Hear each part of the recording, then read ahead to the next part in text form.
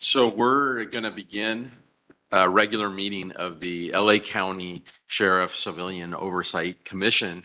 And I want to thank whoever secured this beautiful room in this beautiful hall. This is actually where the commission had its first meeting. And so we're back where we came from. January 2017. Yes. This Yeah. very place, but down in the big hall. Yes. So I think we're going to cover some really interesting issues, one being our ad hoc technology ad hoc's report on the use of tasers. And we're also going to hear from the Inspector General regarding the struggles with compliance with Senate Bill 1421, which was designed to make certain police misconduct non-confidential and accessible to the public. And Max, I hope you'll let us know how that's going.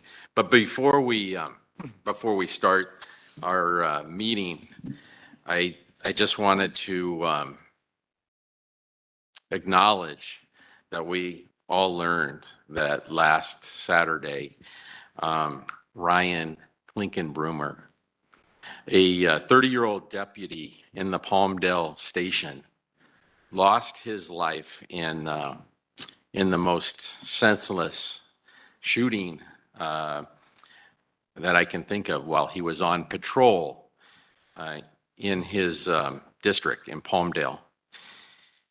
We don't know all the facts, but we do know that this is a terrible tragedy for Ryan's family and his co-workers at the Palmdale station, and really the entire sheriff's department. And Holly, I read that Sheriff Luna said that he is hurting and that you all are hurting about such a tragic loss. And I just wanted to, on behalf of our commission, extend our condolences to you all and let you know that we are here to help in any way we can. I don't know that we can help, but we are all deeply sorry what you're going through. Thank you. That said, I'm going to turn it over to Eric, I think, to explain how one participates in this meeting and to call the roll. Thank you, Chair Kennedy. Good morning and welcome. Public participation in our meeting is one of our main goals, and we welcome your comments in person, through WebEx, by telephone, or in writing. There will be an opportunity for public comment on each agenda item and at the end of the meeting during general public comment. For items on the agenda, Chair Kennedy will introduce the item, presentations will be heard, the commission will discuss the item, and then public comment will be taken. If you wish to speak in person, please fill out a public comment card and turn it in at the table with the public comment sign. If you are on WebEx, please raise your hand by selecting the hand symbol.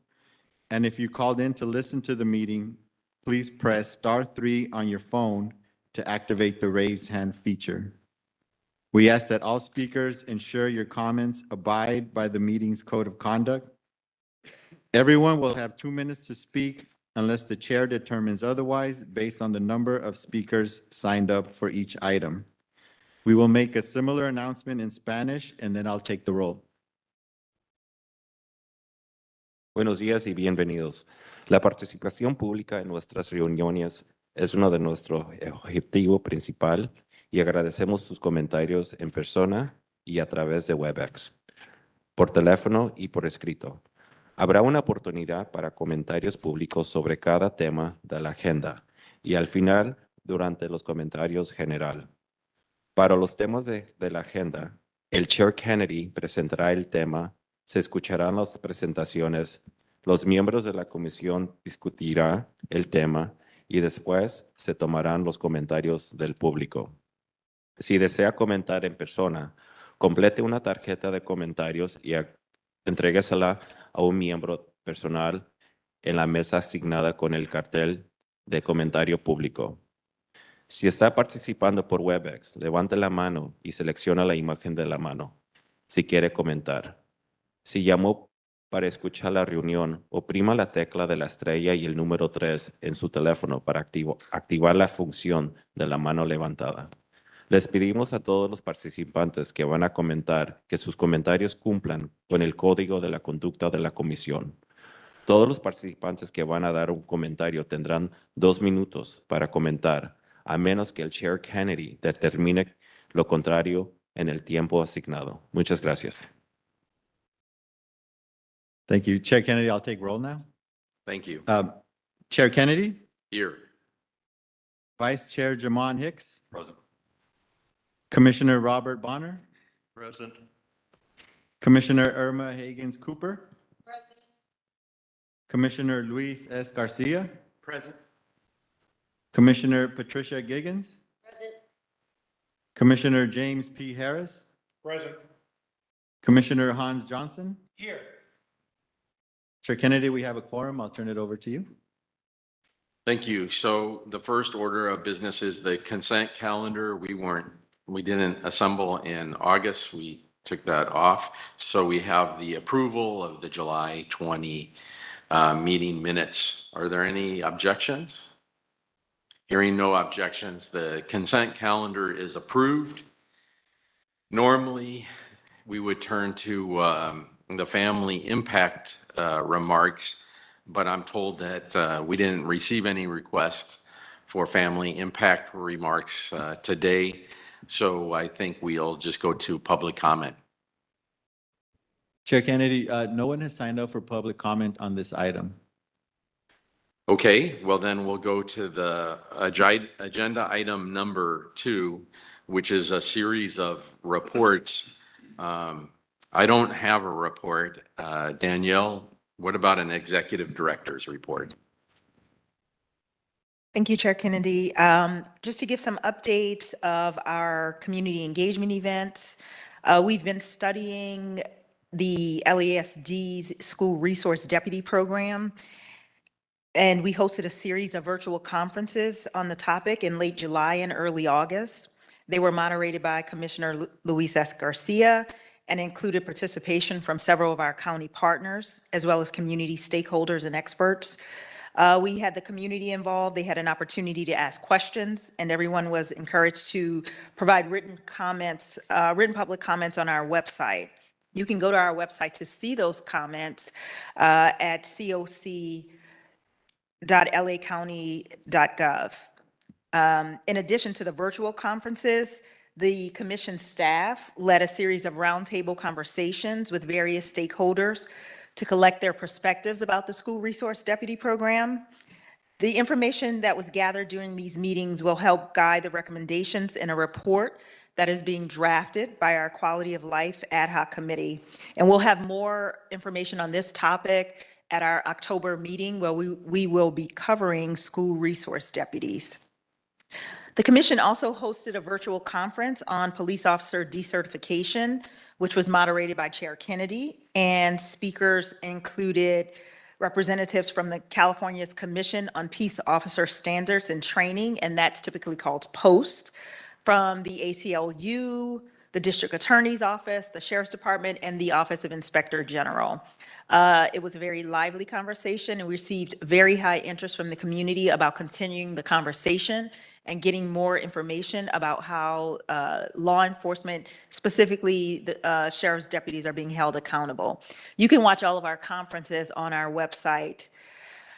We also began publicizing our 3rd annual community policing conference, and we're still gathering information on that, but you can look to our website and register there at coc.lacounty.gov. The commission is doing that, hosting that community policing in collaboration with several of our county partners, so I just want to mention them. The Human Relations Commission, the Probation Oversight Commission, the Department of Youth Development, and Public Health's Office of Violence Prevention. That information is also on our website. Finally, I just want to highlight that I've been serving as the interim executive director for this commission since March of this year. This will likely be my last meeting as the interim ED. I've accepted a position with the Department of Youth Development as their chief deputy director. The selection process for the commission's permanent executive director should be completed soon, so hopefully we'll have that information out to you. I do just want to take the opportunity to thank all of you. This has been a great experience for me. Thank you, Chair Kennedy, Vice Chair Hicks, commissioners. It's been a pleasure working with all of you. I've learned a lot. I also want to thank the Inspector General, who's offered tons of support and guidance through this process. It's been great working with the department as well. And I can't say enough about working with the staff, the people who put this together and support the commission. They're all amazing people, and that's probably going to be the hardest thing too. You work closely with someone for 7 months, so it's going to be difficult parting with those guys. So it's been my pleasure. I really appreciate it. I do want to thank the community. It's been really great getting to know many of you and your stories that you've shared about your families. And I appreciate the folks who come here all the time. We have a really good following, and the support that you give us and the feedback you give us about making the commission a better place. Thank you, guys. Could I just say, Chair, if I could, I just wanted to express my own thanks to Danielle on behalf of myself and the commission for stepping in as our interim executive director and doing an outstanding job, I think, in all respects. So we thank you for that, and congratulations on your new position. But I'd like to just to say, it's like the term interim didn't really fit you very well. You launched yourself into this job, supported us throughout. You hit the ground running. We made no missteps under your leadership and direction. So we so appreciate you, and we wish you good luck, and we'll miss you. Danielle, we are a tough, independent-minded, quarrelsome group. And when you came to us, you faced many challenges, as we do. I agree that you have done such a great job for this commission. I personally admire your commitment to constitutional policing and your constant emphasis on bringing this commission out into the community. You've done some really important things for this commission, and we'll miss you. But as someone who spends most of his day job training students to represent at-risk youths in juvenile hall, in juvenile court, and the public schools, the new work that you're taking on is so important, just so important. And I really appreciate you, going into the Department of Youth Development, because the youth are our future. And I know you're going to make as big an impact there as you have here. So we have a little something for you. Yay. And wish you well. Going back to reports, the next report is the Office of the Inspector General. Thank you. First, I want to express my condolences also as to the death of Deputy Klinkenbrummer. We have sometimes an adversarial relationship, my office in particular, with the Sheriff's Department, because our job is to advocate for compliance with laws and constitutional standards. And so we have to do that aggressively, but that does not mean that we are not supportive of our fellow public servants in the county. And it's a horrible tragedy, the murder of that deputy. I want to call to people's attention because we sometimes wonder, what can we do? And that's true. We've established a family assistance program for people who have died because of government action. And in this case, we have a government employee who gave his life by being on the front lines for us in a way that maybe caught attention and caused him to be killed, which is a horrible tragedy. I just want people to know, if you want to give money, there's a program called ALADS Cares. The Union for Deputies does many things political, and we're involved in litigation with them, and we have sometimes a pushing relationship. But I want you all to know they also do work that maybe is a little less controversial in some people's minds. And one of them is, at this time, if you donate to ALADS Cares, all that money goes to the family of Deputy Klinkenbrummer.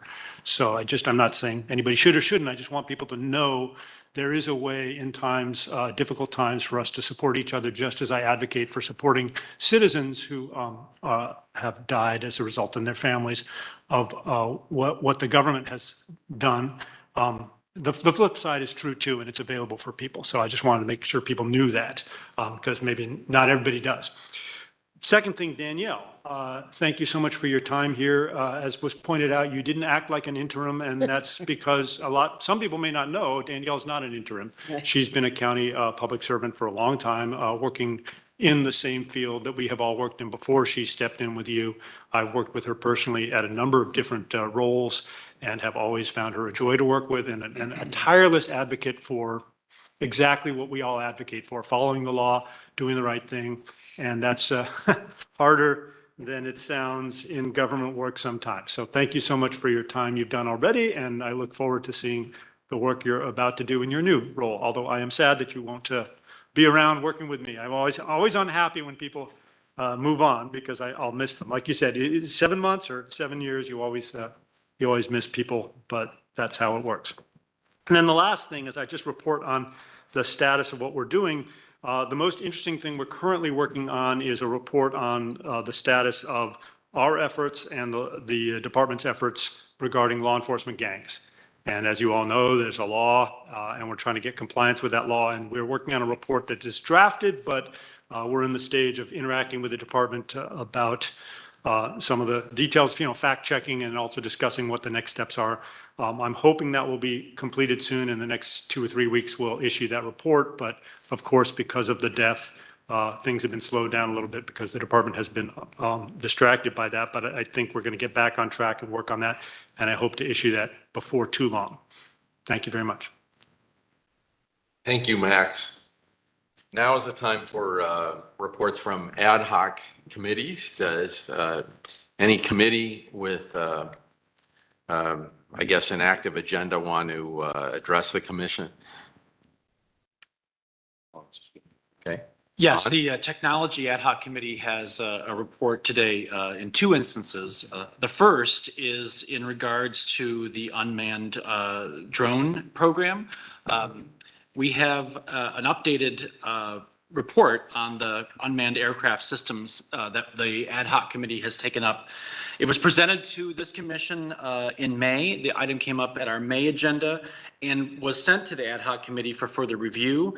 The ad hoc committee thereafter received a detailed presentation from the Sheriff's Department regarding the unmanned aircraft system pilot program in Malibu, Lost Hills, West Hollywood, and Lancaster.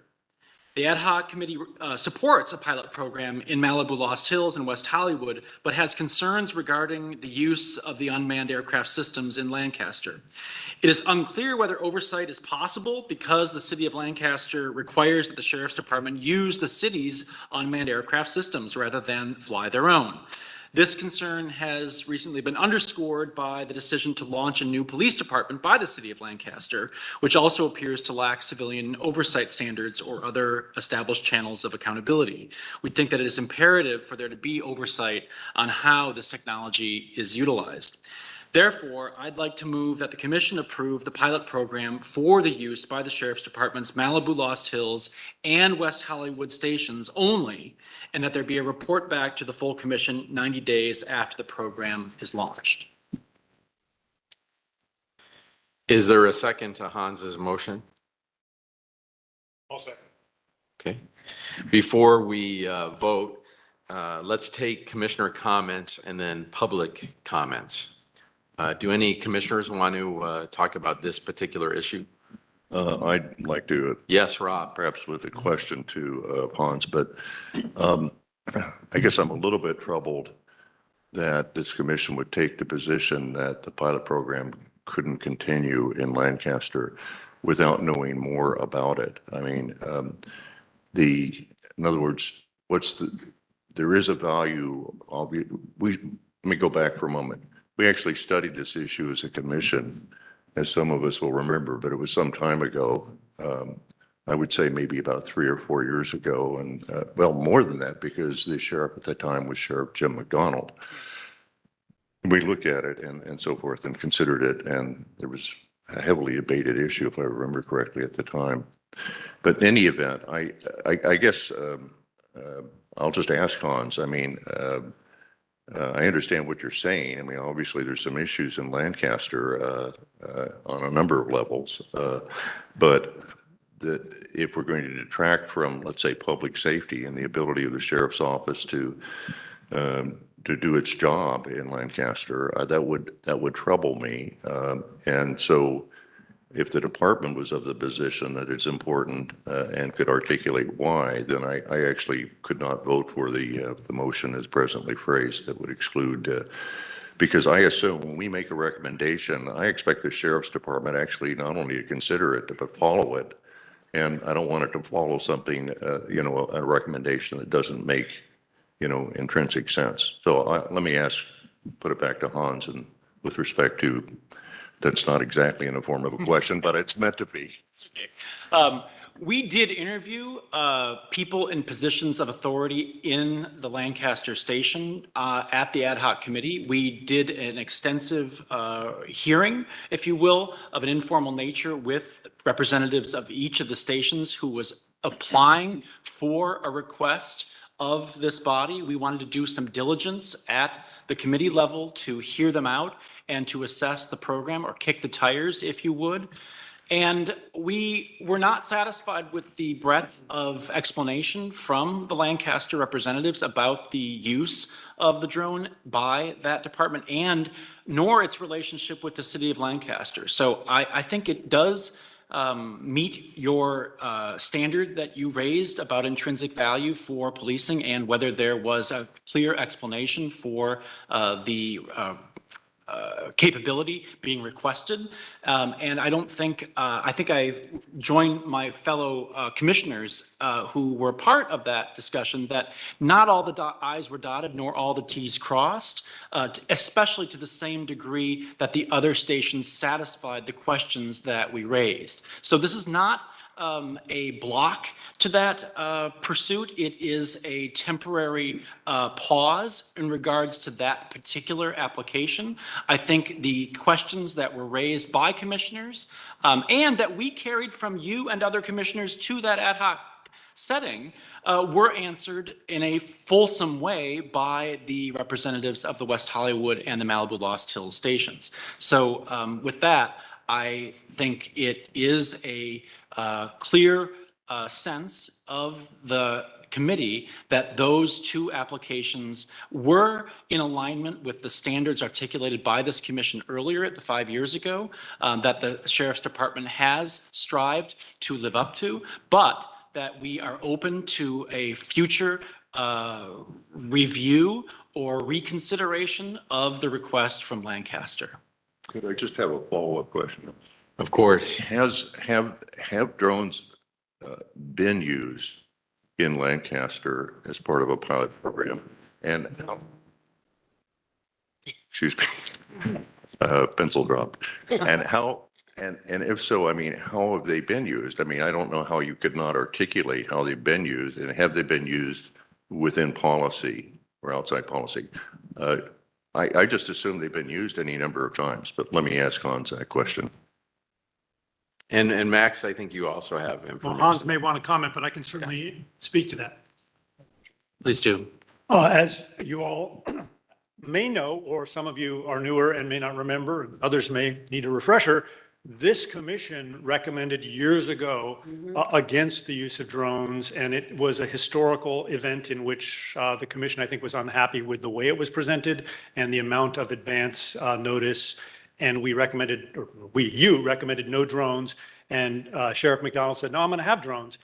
but he put in place a procedure that I think this commission found acceptable for the most part, that included close monitoring by OIG, as well as very strict restrictions upon the use of drones to ensure that they are used for emergency purposes, life and death situations where they're tactically wise, search and rescue, not the gathering of evidence, which was the primary concern of them being used as sort of a surveillance tool.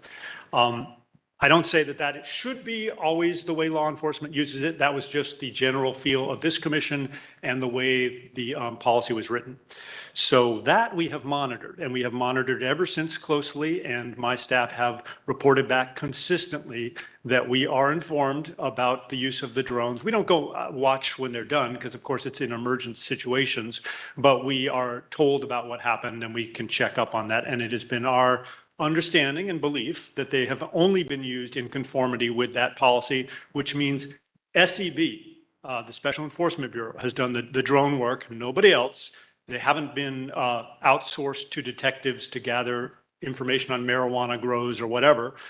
They've been used in the manner that this commission believed they would be, and that has been consistent ever since that agreement, as far as I know. And I'm pretty confident that that's the case. I have something to say about the next step when it's appropriate, but I want to answer that question. Hans, you want to say anything? And I just wonder, as someone who's really studied it, is there some reason that that particular station is using a drone from outside? I assume the other stations are using the sheriff's department's drones, and here they've decided to go outside. I mean, do we know why? Was it an attempt to thwart oversight, or? We do not have a clear opinion on the circumstances involving the contracting with the city of Lancaster for the use of the drone, but I just want to highlight one of the issues that was in the top criteria for the committee's consideration of the request generally, which is that there is a serious bandwidth constraint for the single drone available to sheriff's department stations. And that being operated out of the East Los Angeles station presented particular logistical concerns for other sheriff's stations in the county.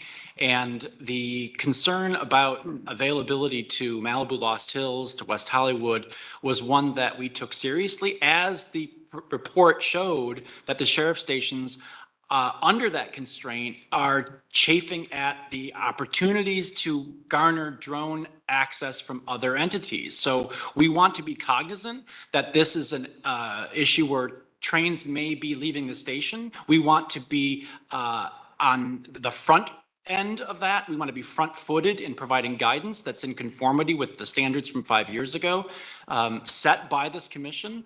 And in light of that, we did not see that the Lancaster request met those standards, nor were the safeguards in place in written form to ensure that they would be upheld in that instance. The other two, I think we were satisfied that those uses would be under policy and that there was sufficient oversight to be able to report back to this commission that they had been, that those oversight standards had been upheld when we might request a future report, or when they might offer it perhaps within 90 days. Max, can I just ask, do you know about this? Like, why does the sheriff's department need to contract with the city of Lancaster for a drone? Don't they have their own drones? Well, I think there's a couple things going on. One is, as Hans mentioned, the problem of deploying the drone. And so when you get up into the Antelope Valley, moving the one drone that the sheriff's department has for emergency purposes in a timely manner is a difficult thing to do. So as presented officially, the presentation you received previously from the sheriff's department said, what we want to do in the Antelope Valley and in Malibu Lost Hills, West Hollywood was not part of it, is have the ability to conduct those same emergency procedures with on-site drones so that we can deploy them more quickly. And that, I think, we probably all would support. I certainly would support it, and I'd leave it to you to decide if you would. However, there's additional factors and complications involved. One is, well, I guess the main one driving it is a desire on the part of law enforcement to use drones for evidence gathering. And that's something that I think many citizens would approve of. Some citizens would not approve of. Many people would say this is a good thing with proper protections, and some people would say it's a bad thing under any circumstances. But I think that is the improvements of technological ability to conduct law enforcement in a way that accomplishes legitimate law enforcement goals, but at the same time might endanger freedoms and protections for citizens as well. That problem, I think, is driving some of this. Lancaster has a different opinion than we do. That's why they've just created their own police force, which is not officially our business, of course. But in the Antelope Valley, there's a consent decree because in the past, the sheriff's department took referrals from local agencies that then were tinged with disparate treatment of minorities and resulted in outcomes that got us sued and got a consent decree on us. So the interaction of a new police force, particularly if they run drones and then transfer information to the sheriff's department that is used in criminal cases, is eventually going to be your business and concern. It's not immediately your business and concern. So that's one driver of it. I think Lost Hills has a similar kind of dynamic in terms of the desires of local populations, of how they would like to see law enforcement done, which might be different than the county as a whole. And when the presentation was made by the sheriff's department, there was an undercurrent, in addition to the fact that they didn't in advance provide us any materials or any notice about what they were doing, there was an undercurrent of evidence gathering. And I say all that because I've been shown proposed policies for this, and they're not good. They don't appropriately provide the safeguards they should, such as OIG monitoring. And they specifically call out the use of this drones for evidence gathering. They don't describe it as being the goal, but they provide for it. And that's what makes me want to encourage this commission, not that I have an opinion as to what you should do as to this, and I think Judge Bonner makes a fine point about the Lancaster versus Lost Hills. I just suggest that you, before you give a 100% green light, you say, let us see the policies at some point and have some kind of check on the way in which the pilot program is done, because I think the train will leave the station at some point and you'll be stuck with it. Again, I'm not taking a position as to whether or not it's appropriate to gather evidence with drones. I was a DA for 20 years. I can see the value in that, but I can also see the value in having protections and how that's done. And the sheriff's department is a famously decentralized place where when conduct gets moved out to a particular station, if it doesn't have the proper safeguards, things can unexpectedly go the wrong way, or maybe expectedly. So I counsel you to make sure you really look at the details of the policies before you make a decision. I just add, first of all, I'm persuaded I'm going to call for the question in a moment, but I do want to say that I think there are some occasions where with appropriate process and approvals that surveillance is an appropriate use of a UAV or a drone.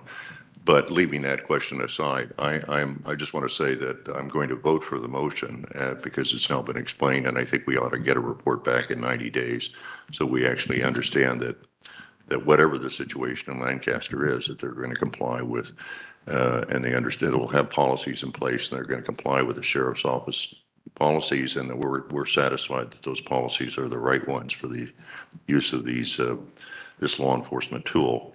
There may be some other comments here. I was going to ask for public comment and call for the question, but I don't want to cut off discussion either. Irma, I think you wanted to weigh in.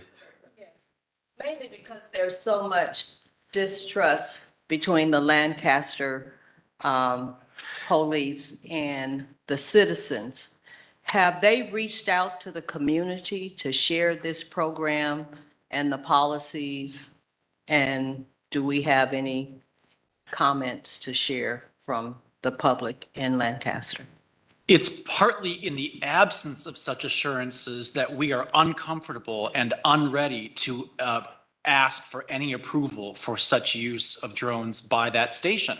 That is a question mark. That question mark has been doubled or tripled in the last few weeks with the launch of that independent police department for reasons that I think raise questions of their own that may be worthwhile considering by this commission. So no, that has not been answered. It has not been satisfied.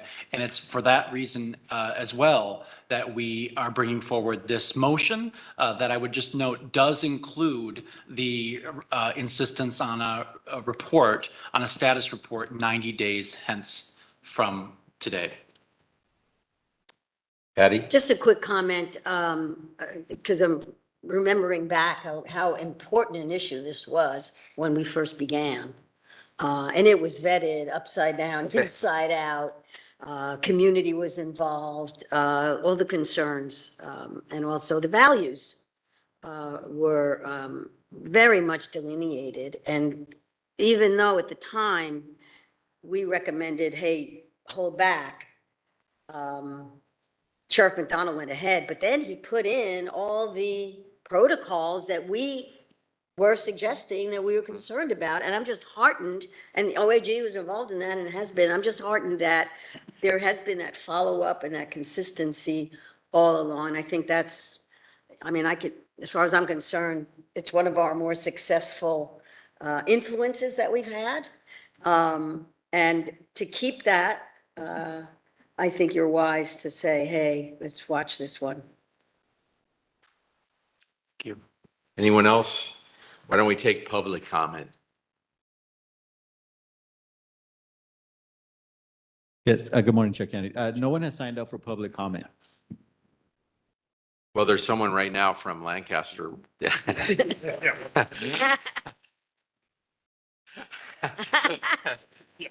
Raquel Durfler, you're up.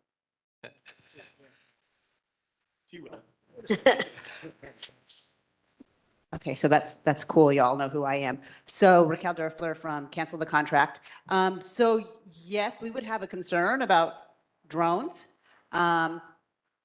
We have not heard any outreach from the department about public comment concerns about a drone program.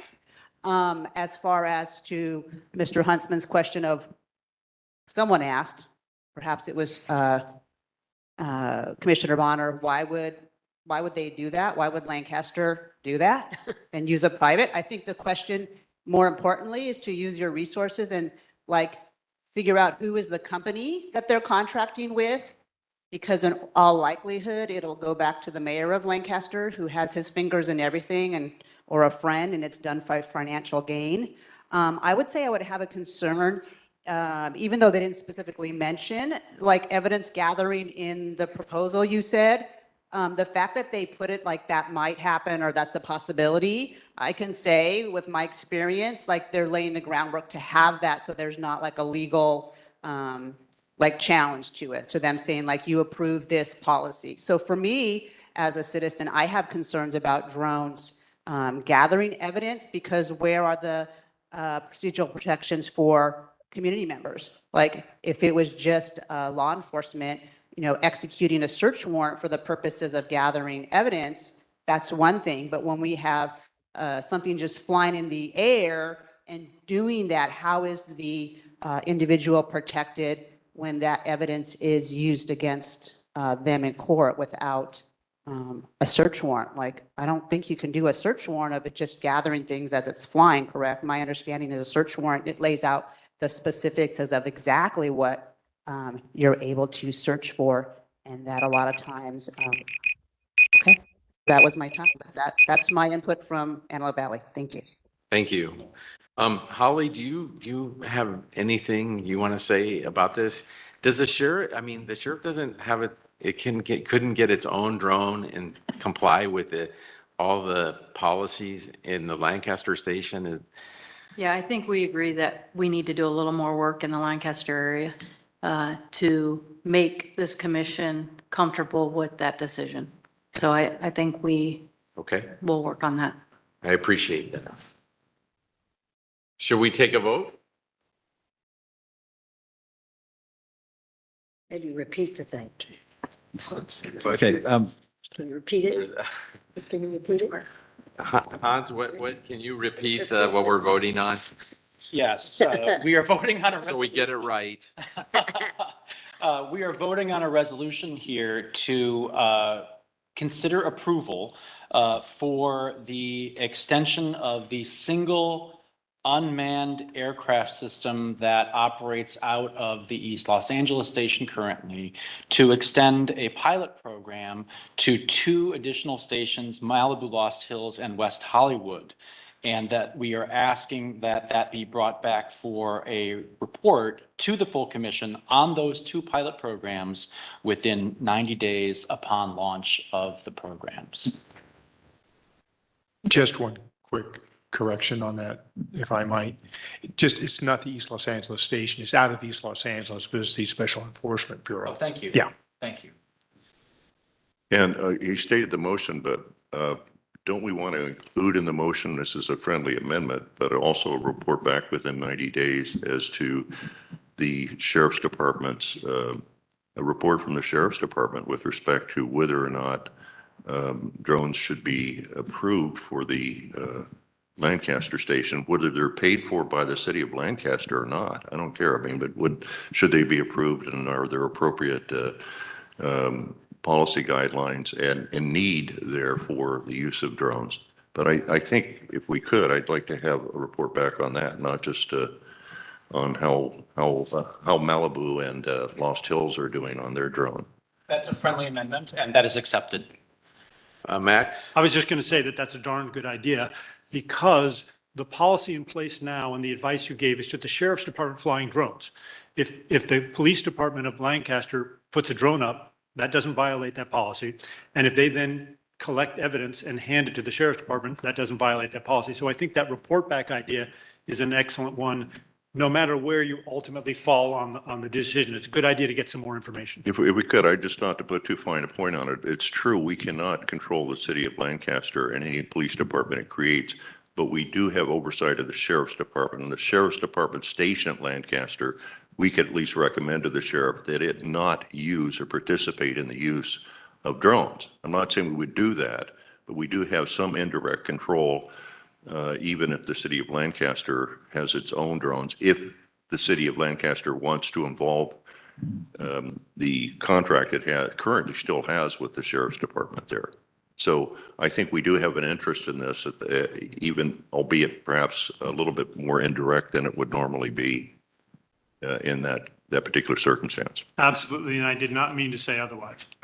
Well, and I think we have an interest if the payment issue affects the ability to conduct oversight. So should we vote? Yes. Chair Kennedy, Yes. Vice Chair Jamon R. Hicks, Yes. Commissioner Robert Bonner, Aye. Commissioner Irma Higgins Cooper, Yes. Commissioner Luis S. Garcia, Yes. Commissioner Patricia Giggins, Yes. Commissioner James P. Harris, Yes. Commissioner Hans Johnson. Yes. Thank you, Chair Kennedy. The motion carries by unanimous vote. Thank you. And thank you, Hans, and the committee for Good work. doing the hard work on the drone issues. Thank you. But before we move on, I do want to make one note that this does raise an issue about contracting out. It's been a subtext of this debate, and I just want to put this squarely before us as we go forward, that we do need to continue monitoring the possibility of contracting out, and that this is something that this commission needs to pay attention to, both on the agenda and in ways that may not be on the agenda for actions by stations, especially in areas where there's such fast-moving demands for outside systems or tools. Thank you. The next item on the agenda is a Civil Brand Commission update that was scheduled. Mr. Chair, I'm sorry, we hadn't completed, I don't believe, the Oh, reports the on the ad other hoc ad committee hoc. updates. I'm so sorry, Rob. We want to hear from the other ad hocs. And I just want to give a brief report, well, actually on two ad hoc committees, but first the ad hoc committee regarding deputy gangs and deputy cliques and exclusionary subgroups within the sheriff's department. And it's kind of a negative report, but just to report, there's still no action yet with respect to the Oversight Commission's recommendations to the sheriff's department that were based upon the special counsel's report, including no action yet on the recommendation that was made by this commission for an outright prohibition of engaging in or participating in or joining deputy gangs and deputy cliques. And we're still awaiting that. I believe that there's still some process going on with the unions on that. But just wanted to give that, it's a sort of a negative report update, but I don't want us to lose focus on that issue. This is still an extraordinarily important issue. The second is that a report of, I will say, I'm going to call it an ad hoc committee because I think it is, that was put together for purposes of interviewing the next executive director for the Civilian Oversight Commission. Four commissioners participated in the interviewing of the final candidates for that position, and they were Patty Giggins, Hans, JP, and me. I think that was a very valuable process, and I mention it only because it's, I think, important for this commission and this commission as an institution that the Oversight Commission directly participated in and is participating in the selection of the executive director that will replace our fine interim director, Danielle. And I think that action will be taken reasonably soon, but it still has to be, the Board of Supervisors, I think, has to decide whether it wants to conduct interviews. But I wanted to give that report since we are an independent commission, and it's important that the commission participate in the selection of the executive director, and I'm happy to report to the chair that we are participating in that process. Thank you, Rob. Although I will add, with regard to interviewing an executive director, that ad hoc committee was not independently convened by this commission. It was the Board of Supervisors who did that. Well, there were restrictions, and by the way, and I think it's important that we protest those restrictions. For one thing, the restrictions were that only commissioners who had been appointed by a supervisor could participate. And that's absolutely objectionable to me and to the commission, that limitation be put in place. And the result of that is it excluded the chair of this commission, to whom the executive director will be reporting, from the process of selection, which is absolutely absurd. So hopefully we won't have to select a new executive director for a while, but the next time we do it, we need to push back on that. Thank you. I just was, I was not aware of that there was this division and people were excluded. That's very concerning. I mean, it doesn't make any sense at all that you would exclude the person, the executive director. I don't know if Jaman was excluded or not, but no, he wasn't excluded. But the chair of our commission is excluded because they set up a rule that doesn't make sense. Our commission doesn't distinguish whether we've been directly appointed by a supervisor or indirectly appointed by the entire board. That it just doesn't make that distinction. It doesn't make sense to make that distinction. And all of us, but we have to participate through representatives, but those representatives should have been chosen by the chair, not by Celia, who's the, well, I'm forgetting her title. She's the executive director of the board office. Yeah. What is it, Danielle? What's her title? Officer of the Board of Supervisors. Yeah, and her name is Celia Zavala. Yes. Yeah. Well, I'm glad that we had some input, so the commissioners who were allowed to participate and did participate, a huge thanks. Rob, I just want to follow up on the ad hoc committee on deputy gangs. Stephen, I understand that there's been a ruling regarding our long-time efforts to compel the former sheriff and the former undersheriff to comply with this commission's subpoena to testify at the special hearings on deputy gangs. Good morning, everyone. Thank you, Chair Kennedy. Yes, there has been a ruling on the writs that we've previously sought. We just received it this morning as the meeting was beginning, so we haven't had time to digest that, but we will be giving you all an update as soon as we are able to do so. I don't really have too much more to add because I really haven't been able to read it through yet, but. Could you circulate the ruling? We have some lawyers on the commission. I appreciate the suggestion. For those who didn't hear it, it was for the ruling to be circulated. I believe, Chair Kennedy, it should be in your inbox already, so. I'll forward that to the commissioner so you'll be able to. Thank you. Can you give us the result, or you don't? feel comfortable doing that? I mean, the result in one word is that our writs were denied. And by a quick read, my understanding is that the court indicated that the two-step process we were arguing against is what needs to be followed. Again, I really haven't had a chance to digest. I understand. it. So, but I think as a short summary, I believe that's it. Well, Rob, the battle continues. Well, let us know when we need to reissue subpoenas and comply with whatever this ruling is. Yeah. Or go to the California Supreme Court. Yeah. Okay, so we were going to hear from the Civil Brand. I just want to tell everyone, Civil Brand Commission is the one that monitors the jails, and they were going to report on how things are going. Obviously, it's a concern of this commission. They were not able to send a representative today, so we'll just look forward to hearing from them at a future meeting. Next, any updates from the Los Angeles County Sheriff's Department? Ali? Yeah, I'll start with, we had a tough weekend with the murder of Deputy Cookenberger. And with tragedy, some good came. The amount of community support that showed the deputies assigned to Palmdale Station, the good work that was done by the department members, our homicide bureau and all of our detectives, to get the suspect in custody within the 36 hours.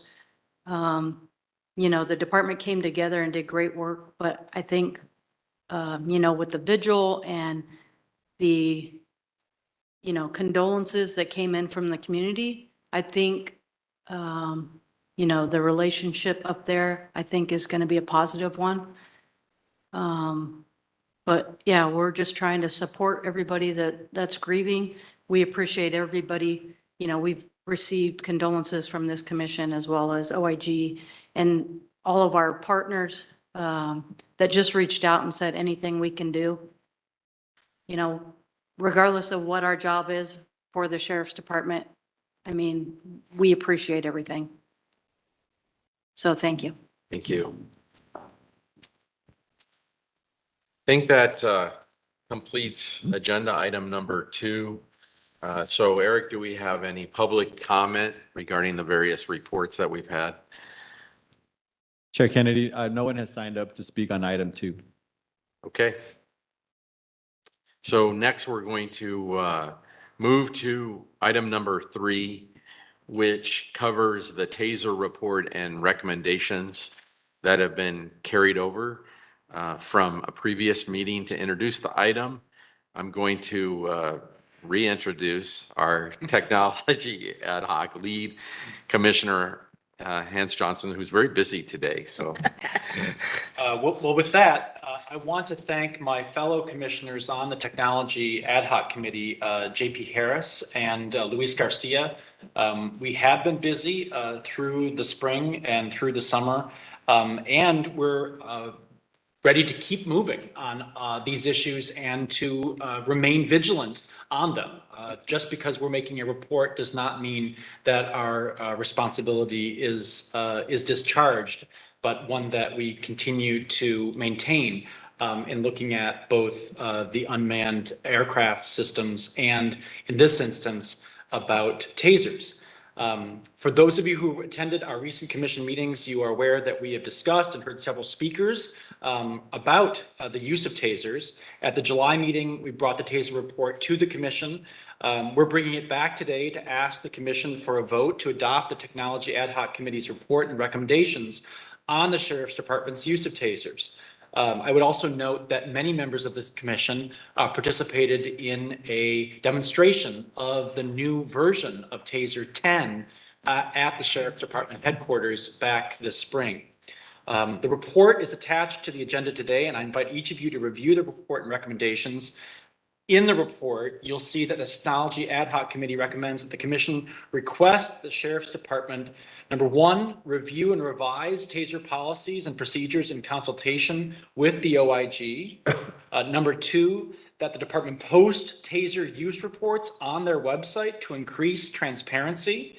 And three, that the department provide a written report following the TASER 10 device pilot program by the department. The Sheriff's Department responded to the TASER report late last month on August 24th, and their response is also attached in today's agenda. In general, you can see that the Sheriff's Department is agreeable to the TASER report's recommendations as they were stated, and that they're working on a revised policy incorporating the suggestions by the US DOJ, the Antelope Valley Monitoring Team, the OIG, and this commission itself. The Sheriff's Department advised that the revisions would include language that is consistent with the Board of Supervisors' position regarding Bill Assembly 360, which bars the term now discredited excited delirium from being recognized as a valid medical diagnosis or a cause of death, which is a welcome move. The Sheriff's Department also advised that they support the report's transparency request related to the use of tasers, and they're exploring options to publicly post the reports related to the use of tasers on their website. We would just note that the TASER 10 includes a number of logging and transparency provisions that actually facilitate that transparency for the public. It is much more advanced than the previous round of the device. The Sheriff's Department also agreed to provide a written report to the commission at the conclusion of this TASER 10 pilot program. With that, the Technology Committee has met its stated purpose. I would like to move that the commission adopt the Technology Ad Hoc Committee's report on tasers and forward the report and recommendations to the Sheriff's Department, the Board of Supervisors, and the CEO. So moved. So there's a second from Commissioner Bonner. So I think now we should take comments. First, we'll hear if any commissioners have questions or comments, and then we'll take public comment. Anyone want to ask a question or weigh in on TASER policy? Okay. How about from the public? Because this issue generated a lot of discussion in the past. Yes, ma'am, if you'd like to make a comment, you need to fill out a public comment card. Our first speaker on this item is Michelle Dumont.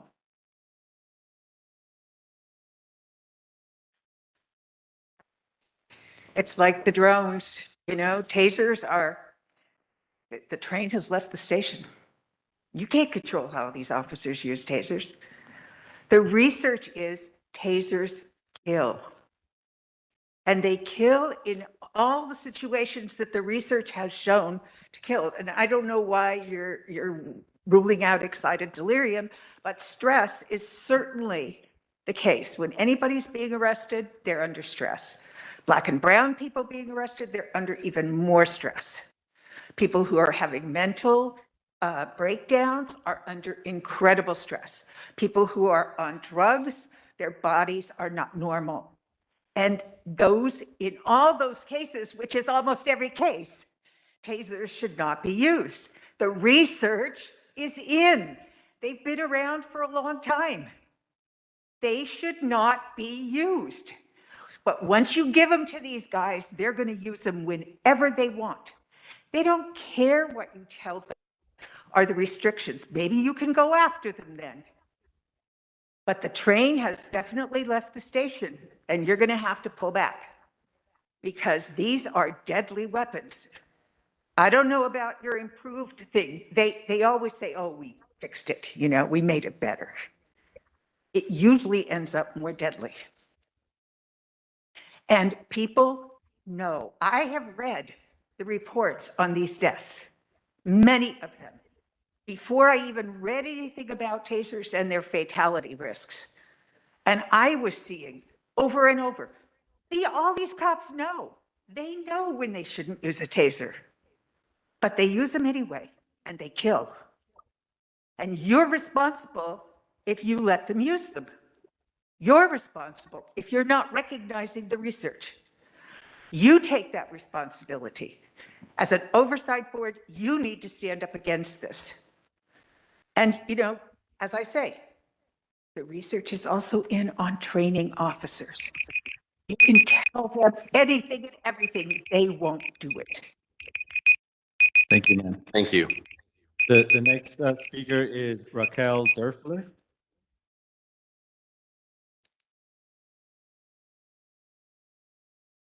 Good morning. So Raquel Durfler, cancel the contract AV, but also with Check the Sheriff Coalition.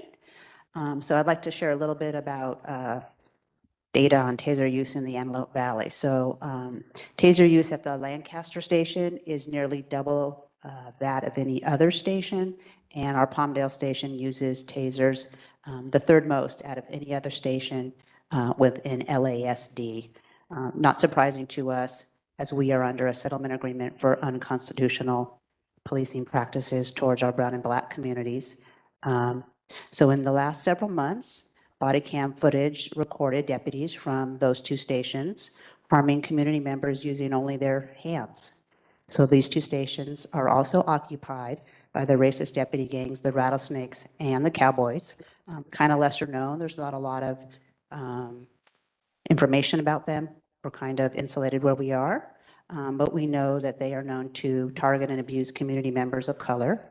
LASD in the Antelope Valley has a history of unconstitutional policing practices against our brown and black communities. So we really don't support the county providing them with additional tools that can harm our communities. And just on an aside, when this member here was talking about the deputies using tasers in the 15th semi-annual monitors report for the settlement agreement, they did specify, they did describe an incident where a deputy used a taser on a handcuffed 50-year-old suspect who was already detained in the back seat. So 4 times he used it on someone who was already, secure in custody, and it was found to be within regulations. They gave the excuse that perhaps the deputy was inducing like a time stress situation where he didn't know what he was doing. Thank you. Thank you. Thank you for your comment. The next speaker is Paula Yanes. And Chair Kennedy, she is our last speaker. Oh, wait, one more. Community activist, grew up in East Los Angeles, and I've been active in my community my whole life. Oh, closer? We Okay. just want everyone to hear you. Okay, my name is Paula Yanis, and I'm a community activist. I grew up in East Los Angeles, worked in the community my whole life, and I'm still in the community active in whatever which way I can help. And I just want to let you know that I'm in opposition to tasers. As mentioned before at the last meeting, we have enough sufficient guns in our communities already. We need to remove guns, weapons from our community. I used to be a children's social worker, and in my lifetime, never used pepper spray because we were not allowed to use pepper spray. I was in contact with families, unfamiliar families, every single day. And it was about respecting our community, respecting our clients, self-respect, and that's what we should practice as law enforcement in our communities as well. Because if you do that, then we wouldn't have so many killings as well. And the money that is spent, once a person is murdered with a taser gun, what happens is there's a lawsuit, right? So then the county has to pay out money. That's your tax dollars, my tax dollars, and their tax dollars out there. So why can't we not use that money for programs, intervention programs, healthcare, childcare, single mothers need help out there in the community, or even to subsidize families so that we could stabilize our communities as well. So we need to look at our alternatives. We need to be open-minded and figure out a way to remove all these weapons from our community, because we don't need more deadly force in our community. We already have that. We've lived with that. And it's time now to change the systematic systems that we have in our community that are incarcerating people, killing people, taking away their lives. And we need to start that now. Thank you. Our next speaker is Julie Diaz Martinez.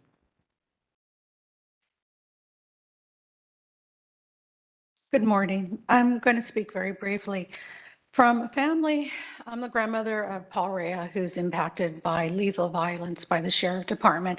I'm always shocked at how the sheriff department is always able to garner more money, cash, taxpayer, hardworking folks' money to utilize lethal force upon our community.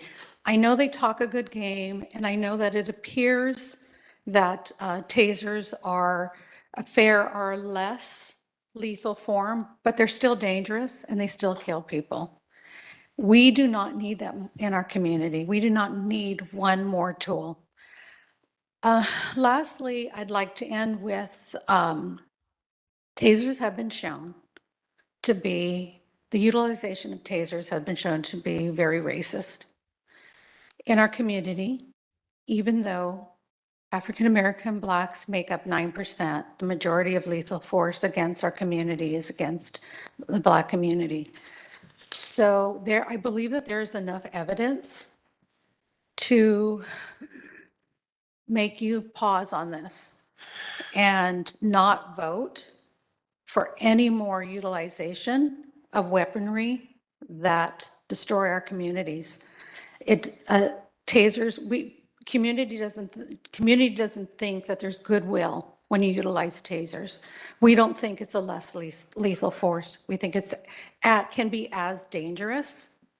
And I am asking you to please not vote for this. Vote no. Thank you. Thank you. There are no more speakers signed up for this item. This is such an important vote. I really appreciate the community comments. Just want to make sure if anyone has anything to say before we vote. Irma? I have a question for Hans. In the recommendations, we requested that they give us the results of how it impacted the people who were actually tased. Who will actually be collecting that data for that portion? Because a lot of it will be medical in nature. Well, the sheriff's department currently collects the data on people tased by deputies. What we noticed in the course of this committee task was that that information was not easily findable by the public, as multiple forms of information are not easily findable on the sheriff's website or through established transparency channels. So we were adamant that part of the recommendations that we would foreground in this policy were to enhance transparency and to make sure that the sheriff's department supplied information about people tased, which sadly does reflect the pattern of disproportionate use of force, even in the less lethal arena, against Black and brown and immigrant Angelenos, including members and citizens in the Antelope Valley. What the commenter said is true, and we are disheartened and heartbroken at that pattern of use of force, even of a less lethal nature. The fact is that needs to be rendered plainly to the public and to this commission, and that part of the duty of this sheriff's department, in keeping with its overall pledge of reform and being accountable to the people of Los Angeles, is that that information be more plainly available to oversight bodies like this and to the public at large. So the sheriff's department collects it. We are encouraging that to be more plainly available on the sheriff's department website. Thank you, because listening to the comments from the public, it reminded me of something I saw on television yesterday with the band director in Alabama who was tased 3 times. And again, it makes me think, in those moments, training sometimes is not being performed as we thought they would. This man was tased 3 times, and the students had to watch that. He was on Good Morning America after the incident, and he talked about how painful it was. I've never been tased, and God, don't want to be tased. But we have to make sure that we don't tase near the heart. And they need to tase in areas that will not do severe damage. And I'm very concerned about the reports of those people who were tased coming back, whether or not medical people are looking at them and we get correct information. Jamal? I agree with you, and I just want to note that many of the instances involving misuse of tasers outside of policy, those publicized here in Los Angeles, especially in this year, 2023, have involved the LA Police Department, not under the purview of this body, but which are instructive to us, especially in an undertaking like this report. And I want to call out an incident that actually did not happen in 2023, but which has been publicized this year, involving a homeowner who summoned LA police to his home during a suspected break-in, and he himself was tased more than 3 times, I believe 4 times in that instance, and is now bringing suit over the misuse of tasers on him, the homeowner who summoned help in an episode of emergency. So I want to just note that part of the issue that we are also calling forth here, just to underscore one of the recommendations that we make and one of the recommendations that the Sheriff's Department has responded that it is intending to comply with, is that the language of taser policies is not clear. There are loopholes and there are conditional clauses galore in that policy, and the policies in some ways, as I think Commissioner J.P. Harris was apt to point out, differ between patrol and custody. And we are trying to get these policies in one place and in alignment, and to make sure that there are not all these commas, not all these conditions, not all of the loopholes that I think the commenters and commissioners join in expressing our frustration about, and that there be plain language that can be easily understood, not just by the public, but by officers themselves, so that there is greater compliance with these policies. One of those conditions is that no person be tased more than 3 times ever, and that if that is going to unfold, there needs to be explicit approval for that. We know from these instances I'm citing from the LA Police Department that that is not unfolding according to policy at any of these bureaus. Part of our obligation as a committee was to look at the other policies, to reflect on those and how they are either in conformance or discrepant with the Sheriff's Department's tasers policies. And we are trying to exert some degree of common sense and easily understood and complied with standards that we hope the Sheriff's Department, given the spirit of collaboration that they are voicing to the strong recommendations that this committee has made, that we will see some forward progress in that regard, in addition to the transparency that you asked about. Jamal? Yes, following up on the question regarding recommendations and policy, I know that the first, I guess, recommendation is that to review and revise the policies. Sharing the concern with the community member about excited delirium, mental health, people suspected of being on drugs, 5150, even in some cases positional asphyxiation, and when you use a taser on someone that already has a body on them. Given that concern, has there been a recommendation that certain situations a taser should not be used at all? Like if you're responding to a call where you know that the person is under drugs or suspected of being mentally ill, has there been a recommendation that in those situations you know not to use a taser at all because it can result in cardiac arrest when you combine the taser effects with the other elements going on? Based on our review of the policies, I cannot answer that question with great specificity. But what I can answer is that that is supposed to be prescribed from taser use on its face. And part of the frustration that we have is that we do not believe that reticence or that prohibition is being followed by department staff uniformly.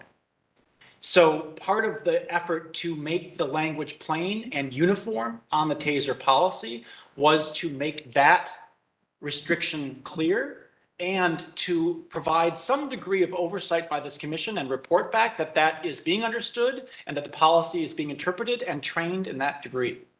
So there's strong footing for that concern, which we all share in the policy as it exists, but because of the conditions, the commas, the clauses that are supplied in the commission, in the policy, we don't believe that it is being complied with. And so that is one of the areas where this policy can be made plain and where we expect report back from the sheriff's department about compliance with it.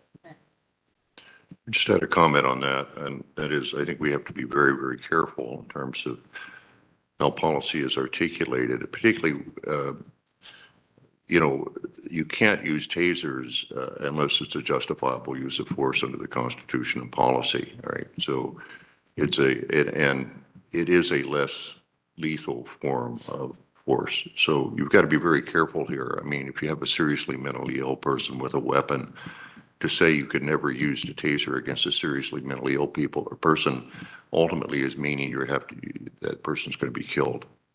In fact, a third of all of the police shootings in the nation are essentially situations where you have a seriously mentally ill person with a weapon in their hands who's not responding to commands. So we got to be smart about this. But my overall point would be, and this is I think very important for our commission, and that is.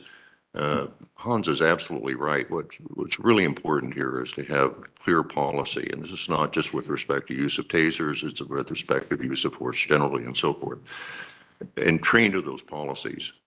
And then when those policies aren't followed, then you have to have a disciplinary apparatus that works. Right, so you've got a clear policy, it's been violated, there has to be a consequence for violating policy. And that's a discipline process usually. It's not the criminal justice system, that's rare. It's a discipline process within the sheriff's department. And that means that a violation of policy has to result in an internal affairs investigation. And that investigation has to be thorough and it has to be reasonably quick because you don't want a cloud hanging over the head of a deputy while they're under investigation. But it has to be good, it has to be thorough, and it has to be resourced properly by the sheriff's department. And then you have to have decisions made. And those decisions, if there's a violation of policy, there has to be consequences. And that's discipline, up to and including termination. It's a serious violation of policy. So that's what our oversight is all about, is making sure that's happening. All right, so this is a piece of that. Let's get some clear policies. Our recommendation is going to be that the current policies be reviewed and revised with input from the Inspector General, from Mr. Huntsman, and then they come back to us and we'll take a look at it and hopefully there'll be clear, sensible policies put into place that can be subject to, if they're violated, to investigation and discipline, including not just putting somebody on the beach is what I think we used to call it, but anyway, suspended for a period of time, but termination if that's warranted. Okay, and there have to be serious consequences for a violation of policy where it's a serious violation. So anyway, enough for my sermon, but every once in a while, I think we need to be reminded. So the next thing we really need to concentrate on as a commission, once we get policies in place, not just this one, but the one that prohibits joining and participating in deputy gangs and deputy cliques, is then we are going to take a look at the discipline system to make sure it works and that there are appropriate consequences for a violation of policy. Sorry, Sean. No, I appreciate your comments. Max, I know you want to say something. I just want to say to the impacted, family members who spoke, I hear what you were saying. First, we put this over precisely to consider the research. Hans had a professor testify, and so the research is part of our consideration. And so you're right, we have to consider the research. My fear is if we take away the tasers, are we going to have more deputy-involved shootings, even more And, you know, for me, a fundamental overriding consideration on any vote or anything I do on this commission is how can I reduce the number of young people who are killed in deputy-involved shootings? And I just, that just really worries me because I just don't want to have more people who are killed in those shootings. Max, you wanted to say something? I want to echo everything that the commissioners have said and thank you for your careful analysis. This is a complex issue like drones. There's a disconnect in terms of what people want and the technology is progressing and we need to be very careful that we have appropriate policies. As Sean says, tasers can be a wonderful tool to avoid killing a person. The problem is, as has been pointed out, the policies currently are insufficient to prevent them from being misused in situations where a less lethal, but still potentially lethal device should not be used under the law. It can be used under LASD policy. I'm referring specifically to the term assaultive high risk, which is used repeatedly in LASD use of force policy inappropriately. And it gives deputies permission to use a less lethal option, which can kill a person in a situation where they have no justification for deadly force. And that is horribly wrong. It has been wrong for many years. We have been advocating with the department for them to change that. I agree with Judge Bonner's point that we have to be very careful that we provide appropriate tools and guidance to deputies so that they can use it to save lives, including their own. But we have seen over the years numerous instances like the example given of a person in handcuffs being tased and the department either approving it or simply allowing it because even at the supervisor, the sergeant level, there's a belief that it's appropriate to use a taser as a pain compliance tool essentially.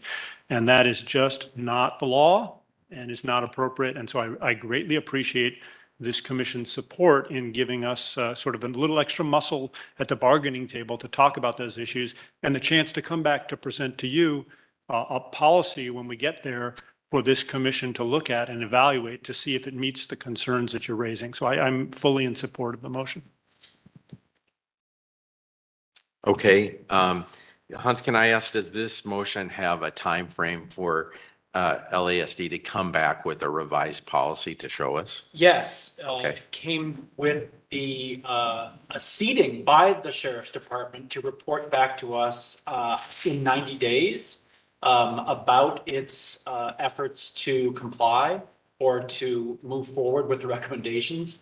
There was less firm commitment on time regarding the transparency requirements, given that the department raised, I wouldn't say an objection, but a substantive issue regarding the mechanism for doing so, though it still stated its intent to comply and fulfill the recommendation. So we got a commitment hard and fast on a 90-day reply, which by my reckoning put us before the end of the year, before the end of the calendar year, and a commitment to report at least on the status of efforts to comply with the transparency recommendations that we made.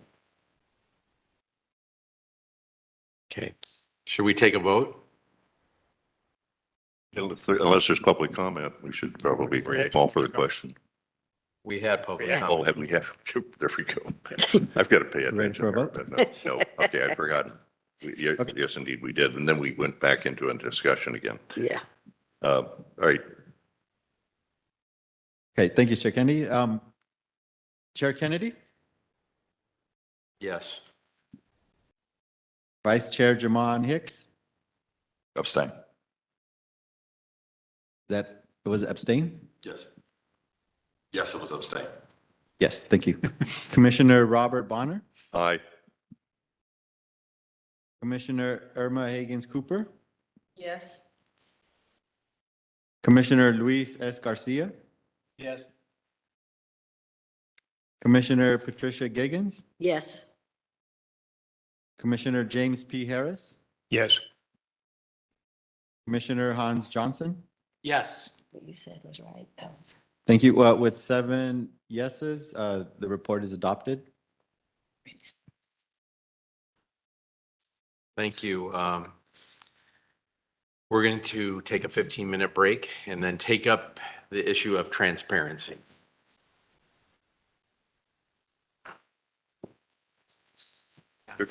Thank you.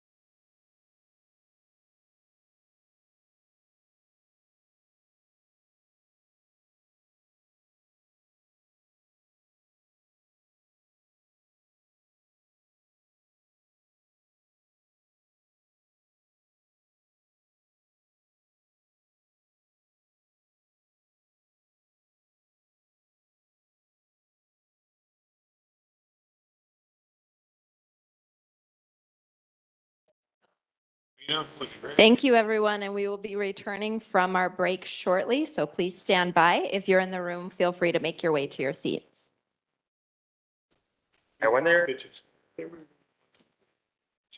Yeah, I was gonna be a forest ranger. What my whole goal is like. So, yeah. Seemed to work out okay for him. Yeah. Most of Yeah. Yeah. Yeah. I didn't even see it. Had you seen? Drive right by. Stop and knock. See you answers. I think he would know.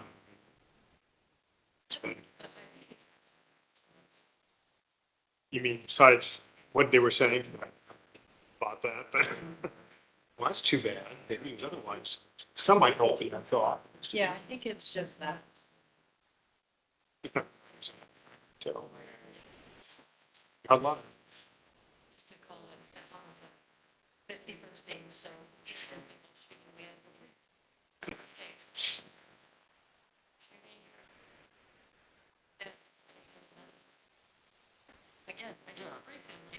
Who are you? And he's like, hi. Yeah, Ollie. yeah. Well, But. I know.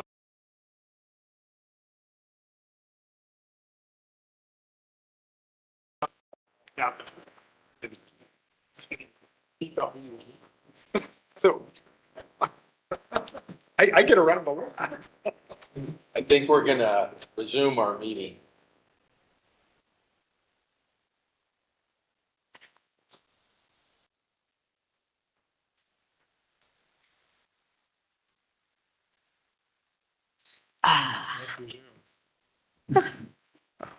Sorry, Daniel.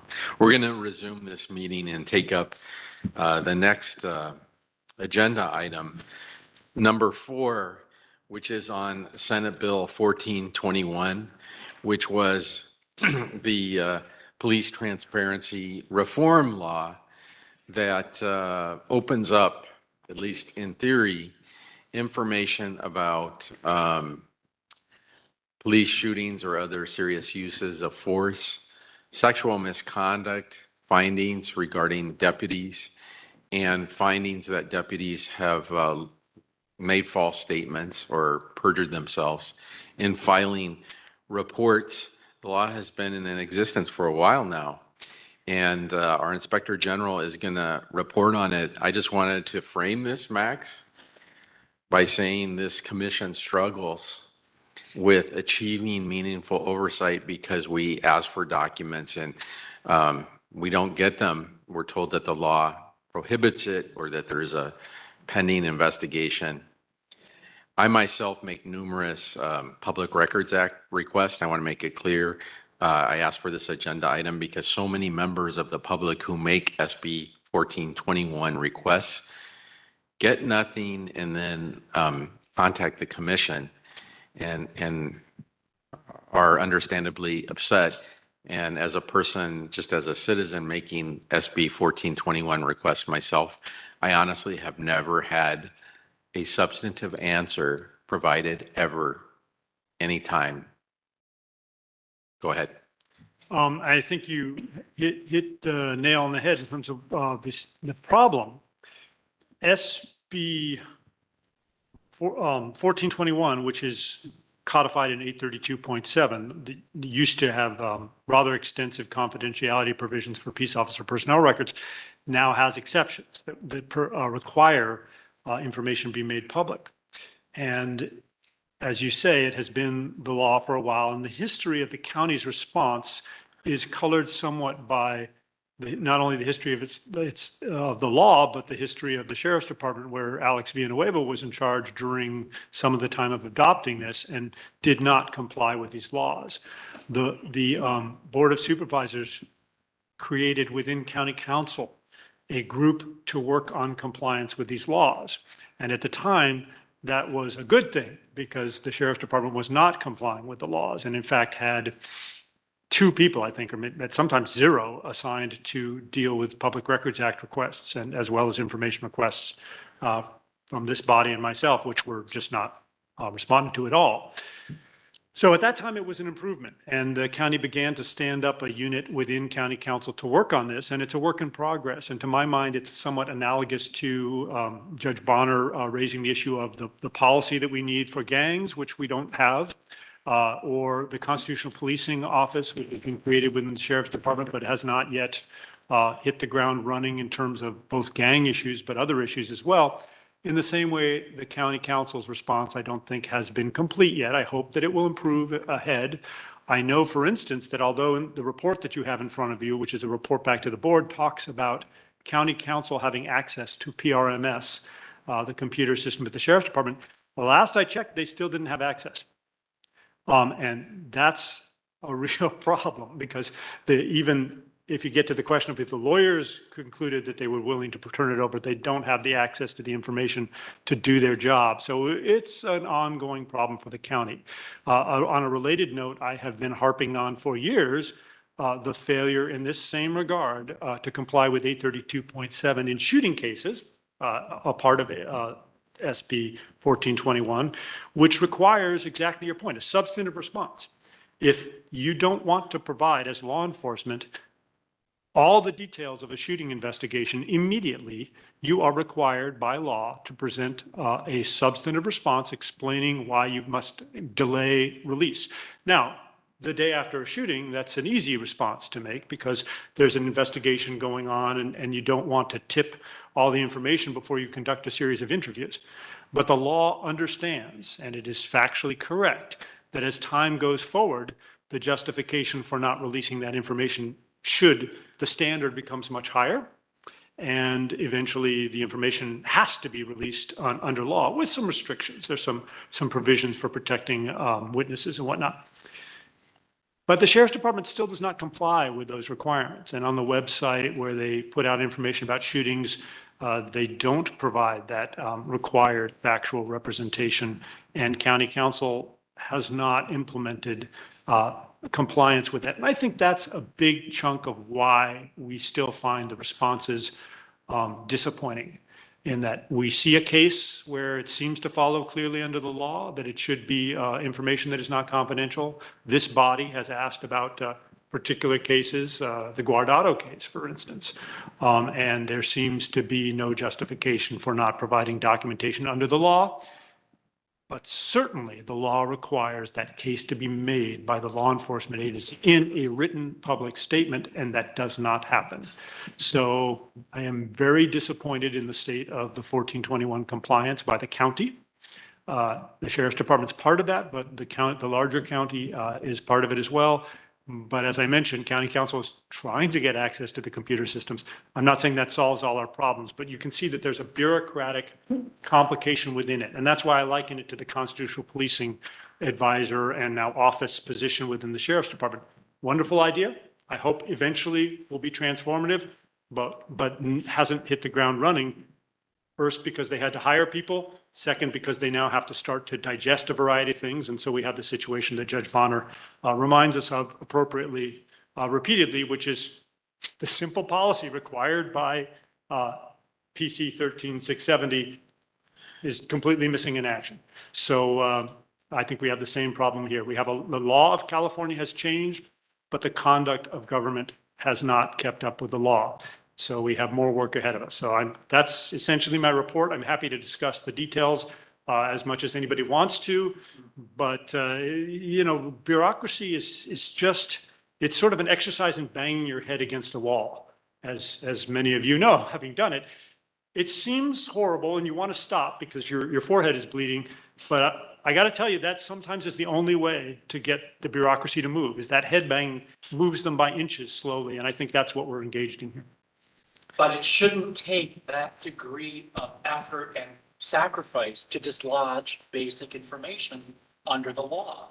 It took extraordinary work to pass that law, overriding the objections of the Attorney General at the time, and we did it.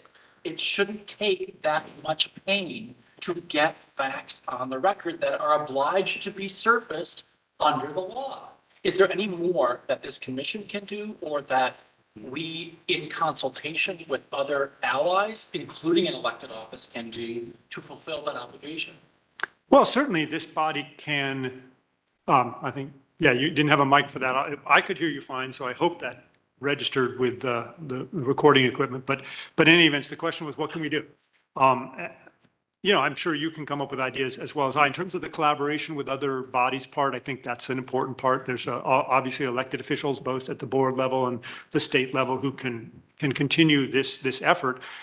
But the county itself and its mechanisms, you have subpoena power, right? You have the ability to request documents and then litigate it. Well, We know how that goes. We've right? just heard, I- yes, Max. But that's why I get back to the beating the head against the wall. I'm trying to investigate the gangs and I have an injunction from the court, so now we're appealing it. You have tried to get the sheriff to come in and answer a few questions and we appeal it and the appellate court says, no, we don't care. So that's the process, sadly, and I think you can continue to trigger litigation. And that is a good thing to do when it's appropriate for this body, or how many cases you want to try to trigger. I leave to you to decide. You have to convince county council to back you because they represent the county in court. And I think you've done a great job of triggering that process in the example that we just gave, where we have not had success in the appellate court, but maybe the Supreme Court, or maybe as Judge Bonner, I think it said, or somebody said, why don't we issue another? If we have to, that's what we got to do. That's what we got to do. So I think that is one of the only available actions, is to trigger litigation. But how do you get county council to sue itself? Difficult, difficult. But I think that sort of triggering that legal examination of the legal standard, which is clearly not being met, is perhaps the only effective means of moving forward, absent continuing to bang our heads and watching the bureaucracy slowly address things. I think if we did little more than complain, in a few years, conditions will be a little better. But that slow walking of what the law is injustice, right? It's the same thing with the gang issue. Yes, in years to come, perhaps we'll have a policy, but that's not acceptable. I'm wondering whether we could just ask our county council that's assigned here. I mean, it seems to be part of the problem you're describing, Max, is the issue that the county council has to advise the sheriff's department of its legal obligations under 1421 and tell them that they need to have procedures and processes in place to comply with it. And if I'm understanding you correctly, maybe that hasn't even happened yet, or we don't know. Oh, no, that has happened. And I guess I wasn't clear enough.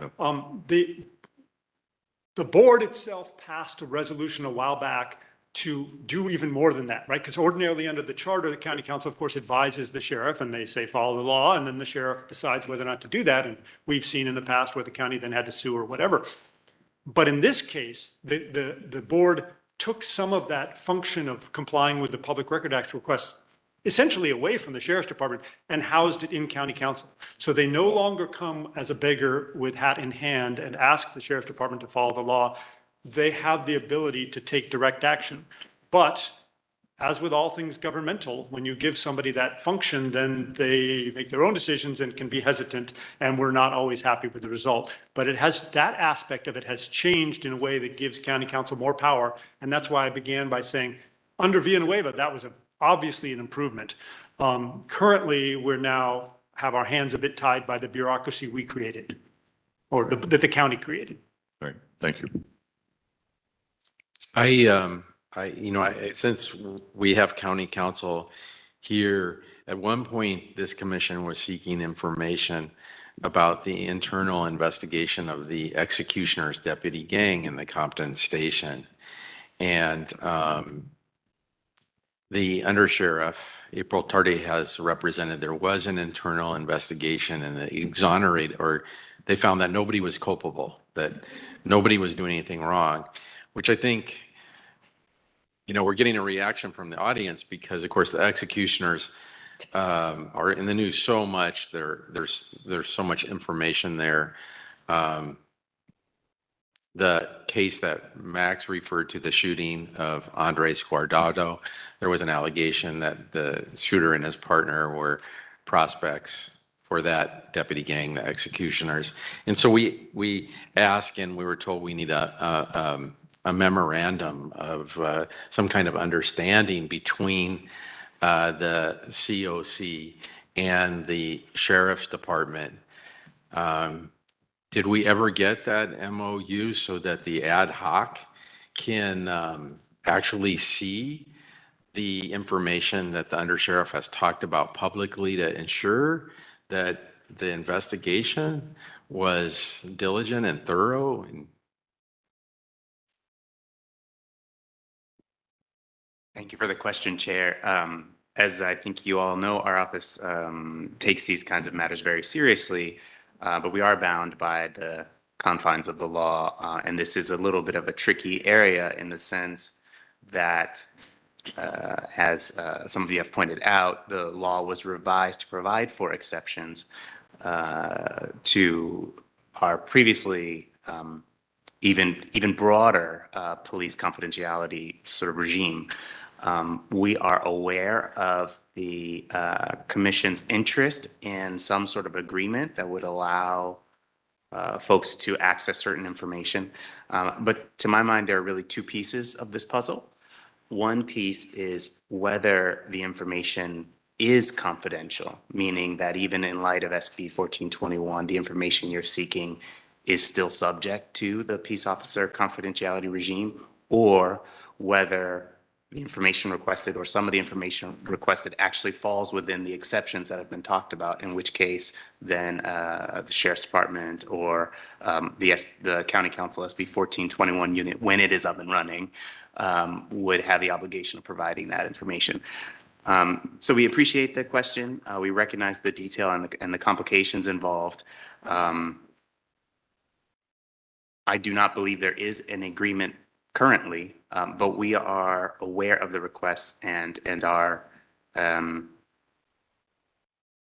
doing some work in the attorney-client context about how we can help you all get the information that you seek to do your very important tasks.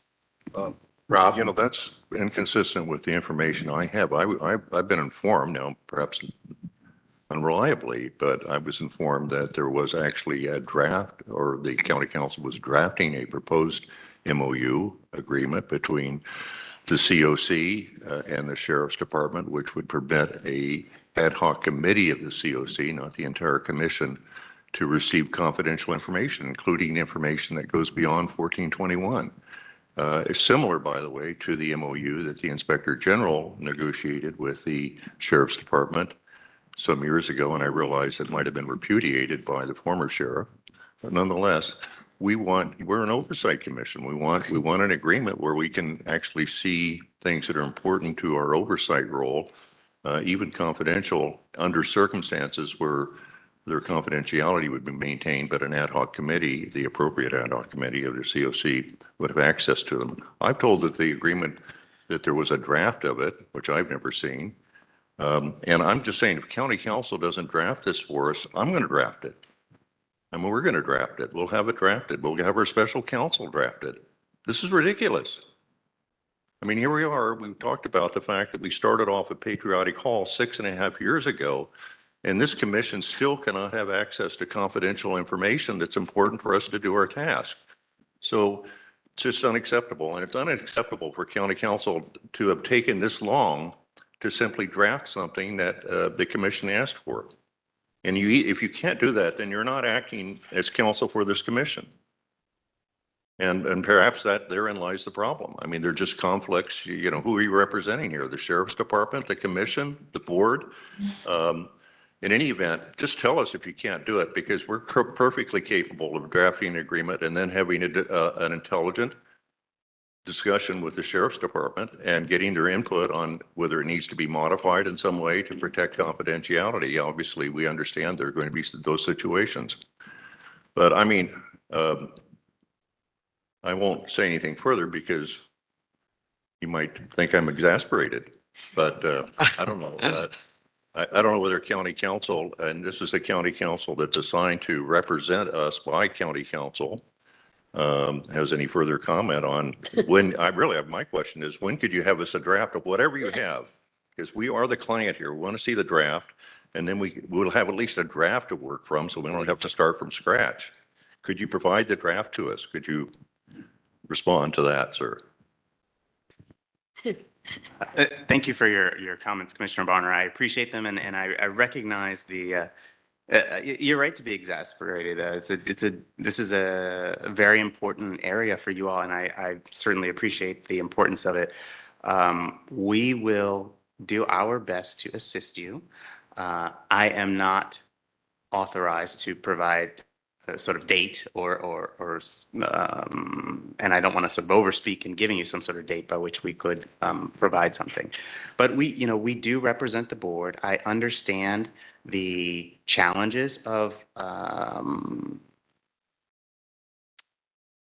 being in that attorney-client relationship in this sort of municipal environment and the sort of variety of advisory bodies and the challenges sometimes that comes with.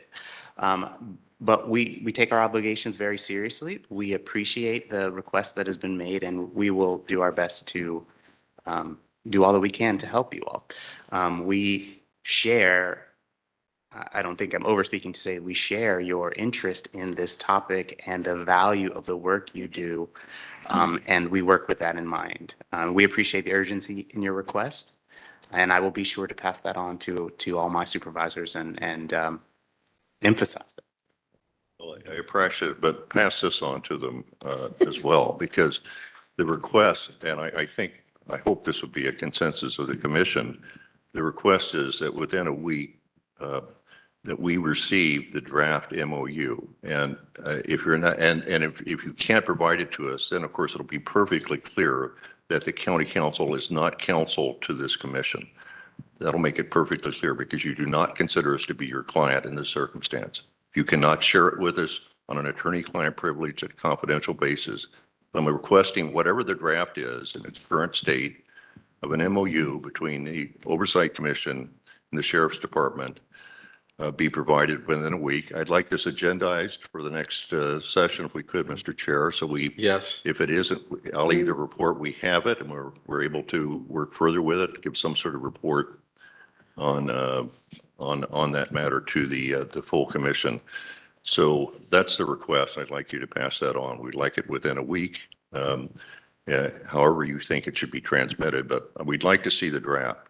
The second request I would make is if we don't get this draft within a week, Mr. Chair, I'd like to request special counsel to draft a proposed MOU for us. That'll be modeled substantially after the IGs. It has to be modified because we're talking about a situation where we have to essentially, for confidential information, reduce it to an ad hoc committee structure of some sort. But I would like to, if we don't get the draft, I'd like to request through the chair, we request special counsel to draft such a document for us that we ourselves will present with special counsel to the Sheriff's Department and have a discussion to getting an MOU adopted at long last. Thank you, sir. Yes, I think it's a great suggestion because I think it's a way to move forward. We're still waiting for the waiver of the attorney-client privilege about the sheriff's ability to investigate deputy gangs. It's been pending for years.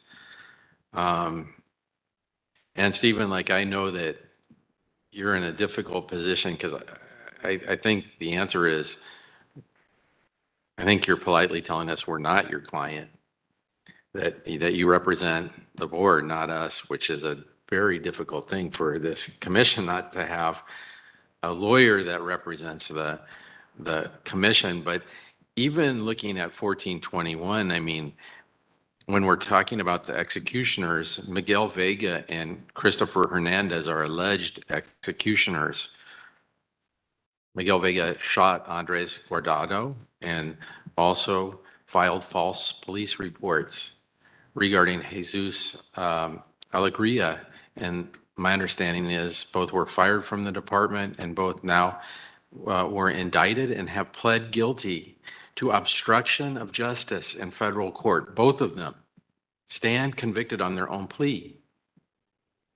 But still, the requests for information about the executioners and Mr. Vega go unanswered. And I just don't understand, Max, how under the law there could be any argument left. I think you do understand. I think under the law, there can be no argument left. And more precisely, and Mr. Edwards, I think correctly split the two issues. The executioner question regarding an internal affairs investigation, I think the answer to that is different under 832.7 than the Guardado one. Understand. And that's why for that one, this discussion of can it be provided to an ad hoc committee, which then doesn't distribute it, that way not triggering the Brown Act and maintaining the confidentiality which it is clothed with by law, that's the question one. But the question two, or vice versa, on the Guardado case, again, as I laid out, 832.7 has a very robust process for a law enforcement agency to try to keep confidential the facts of a shooting. And the standard, as time goes by, the standard goes up and up and up and becomes harder and harder to deal with. When the criminal case has been rejected, as here, when the person has pled guilty in federal court to charges that would trigger 832.7 in and of themselves involving the dishonesty, it is incomprehensible to me to think that somebody could comply with the law and make a written factual representation about why it is not in the public's interest to give it to you. But before you even get to that, the question of could some brilliant lawyer draft such a document, that's irrelevant because no brilliant lawyer has. We are entitled to that piece of paper. We're not asking for something for people to talk about whether or not we can have it. We are entitled, as is the public, which has asked for this as well, to that written documentation under the law. That is the only thing that can maintain confidentiality. And then that can be tested in court to say, is this sufficient? Because I think the answer is nobody can write that paper. And if they tried to do it with a straight face, they would fail. And that's why the law says what it says. Write it down, hand it out. Then we can look at it, go, oh, you got it. Because otherwise, in a back room, we can all say, well, we still have concerns. We have this, people can always talk a game. But lawyers, as you know, are put to the test when you ask them to write it down on paper, write the case law that supports it, write the facts that support it. And that's when you know whether or not you're dealing with something real or an excuse. I don't see how anybody could write that piece of paper, but I know for sure it hasn't been given to me. Hasn't been given to you. I'm not aware of any member of the public it's been given to, and everybody has been screaming for answers in this case for a long time. I just think Rob's point is well taken, that this commission has to do something to move this forward, because the problem, Max, is that the members of the public who make 1421 requests and then they're illegally not responded to, documents are not provided, their only recourse is to go to court. And you have to have a lawyer who knows how to do Public Record Act or compliance. And I'll just tell you, I'm a lawyer and I don't know how to do it. And I'm looking for a lawyer. And I know like Cerise Castle had to sue for documents about herself. And I hear all the time from the LA Times that they can't get 1421 Act requests, and community members whose loved one has been killed can't get it. And it's just so unfair to the public that the legislature has spoken, the same legislature that passed this very protective police confidentiality law that is, prior to the reforms, the most protective law in the nation, according to one scholar. And so the legislature chose to pull back that hyper protectiveness on these three categories: shootings, deputies who commit sexual misconduct, and lying. And you still can't get anything unless you go to court, hire a lawyer, go to court and roll the dice. And it just seems wrong that the public has to do that. It's worse than wrong. It's not democratic, right? If the laws don't govern the way government conducts itself, then we are not a democracy. But apparently the board actually took this out of the hands of the sheriff's department and gave it to county council, over which we don't have oversight. I mean, that's clear. We don't have oversight. We don't even have cooperation on many instances. Anyway, there are two different issues we're talking about here, and I certainly want to address just that issue I raised, which is a little bit off subject in the sense that it doesn't involve 1421 information that shouldn't be held as confidential, but you need policies and procedures as to where the lines are drawn. And our role is having access to actual confidential information, which would be the report of the internal investigation of the sheriff's department with respect to the executioners which is a subject that is right down the center of our responsibilities, in which we've been engaged for over a year and a half in terms of trying to investigate and understand the existence of deputy gangs and deputy cliques, where they exist, and their impact within the sheriff's department and on the community. What could be more relevant to that? And if it's confidential, we should still have access to it, because it would inform at least an ad hoc committee. We have an ad hoc committee, I need not remind us, that is involved with the issue of deputy gangs and deputy cliques in the sheriff's department. And so it's very relevant to our role here. And so that's an MOU we need. And so that's one track. And then I don't know what the answer is with respect to 1421. I'm listening to everybody. I'd like to come up with some proposal. I don't know, maybe we should ask county council to appear before us and explain why there aren't procedures in place at this point. Yeah. Because I think it's within our oversight purview to do that. And of course, they'll of course take the attorney-client privilege to not speak to us. So I don't know, it's kind of like catch-22. I don't know how to cut through this thing. Yeah, Patty, maybe Patty does. No, I don't, but I mean, this is what I'm trying to get my mind around. I was just thinking the exact thing. Can we have them come here? I'm also interested in, Stephen, you said I'm going to send this to the supervisors. How many supervisors do you have? Maybe that's the problem. It's like,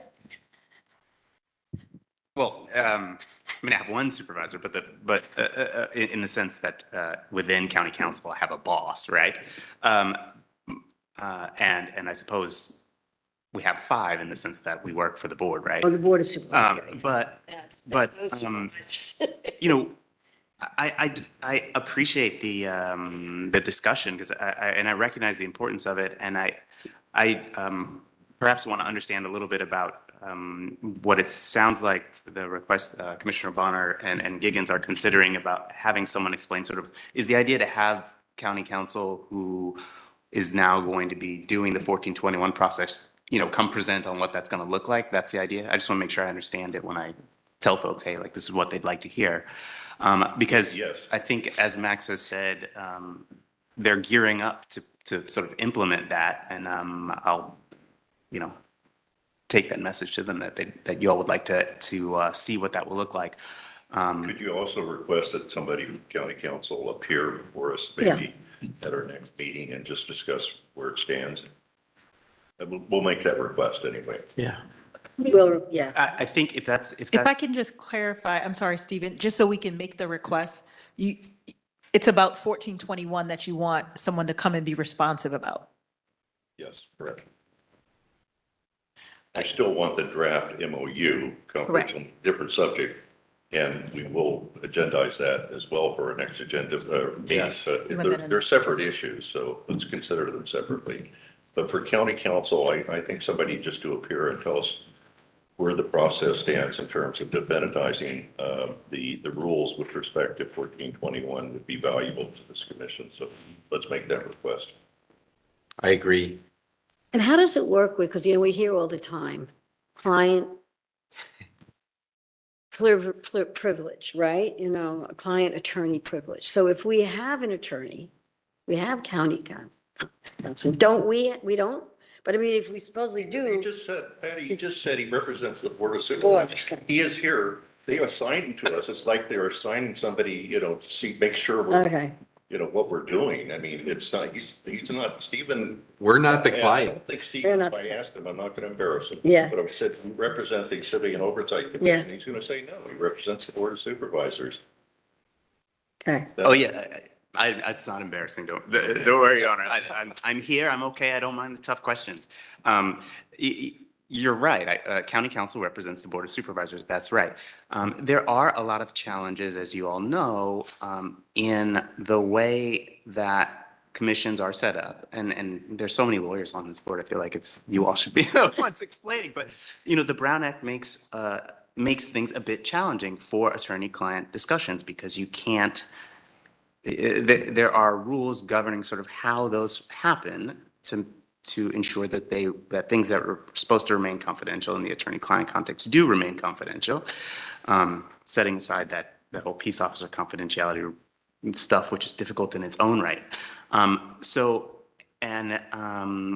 As you also know, county commissions have rules in their in the ordinances that sort of determine what their powers and functions are.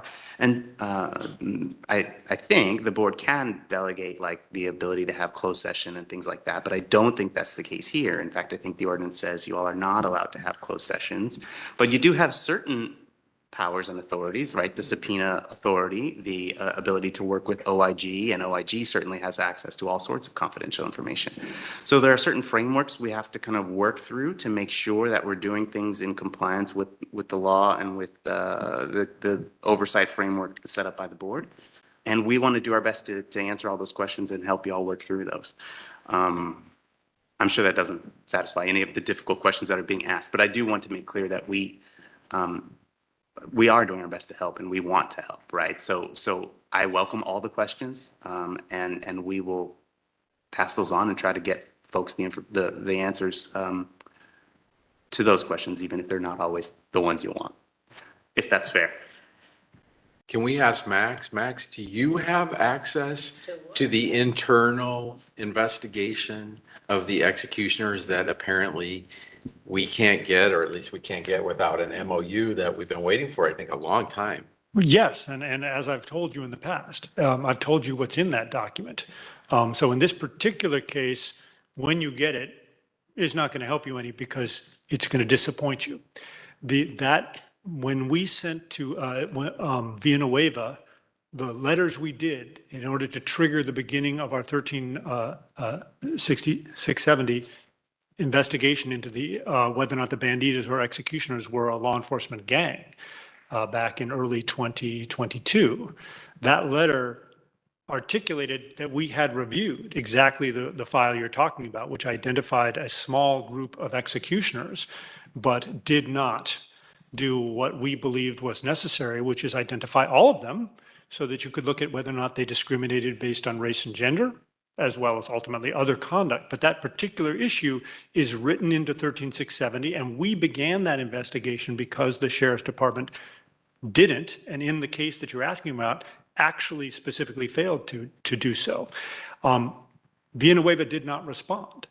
After he left office, we sent to post a letter, as is required by SB2, saying, hey, you know, the sheriff failed to cooperate in an investigation into misconduct, and they sent us back a letter refusing to even look at what we said because they said the sheriff was acting on advice of counsel. Now, I know he wasn't acting on that advice from county counsel because they sued him over it. And I'm pretty sure no lawyer ever told him that he didn't even have to respond to the letter. I can't imagine anybody said that because he did.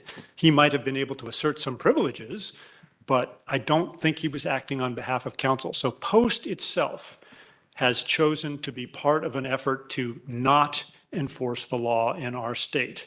And that's the state of affairs of current investigation of gangs.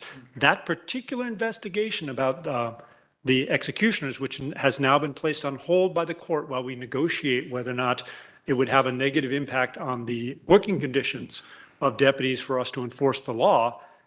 That investigation is precisely created because the record that you're seeking, when you get it, you'll find they didn't investigate effectively. So that's my summary of where we're at. And to this day, in 0 cases of gang allegations has LASD actually done what I described, where they actually identify where what happened in the 70s.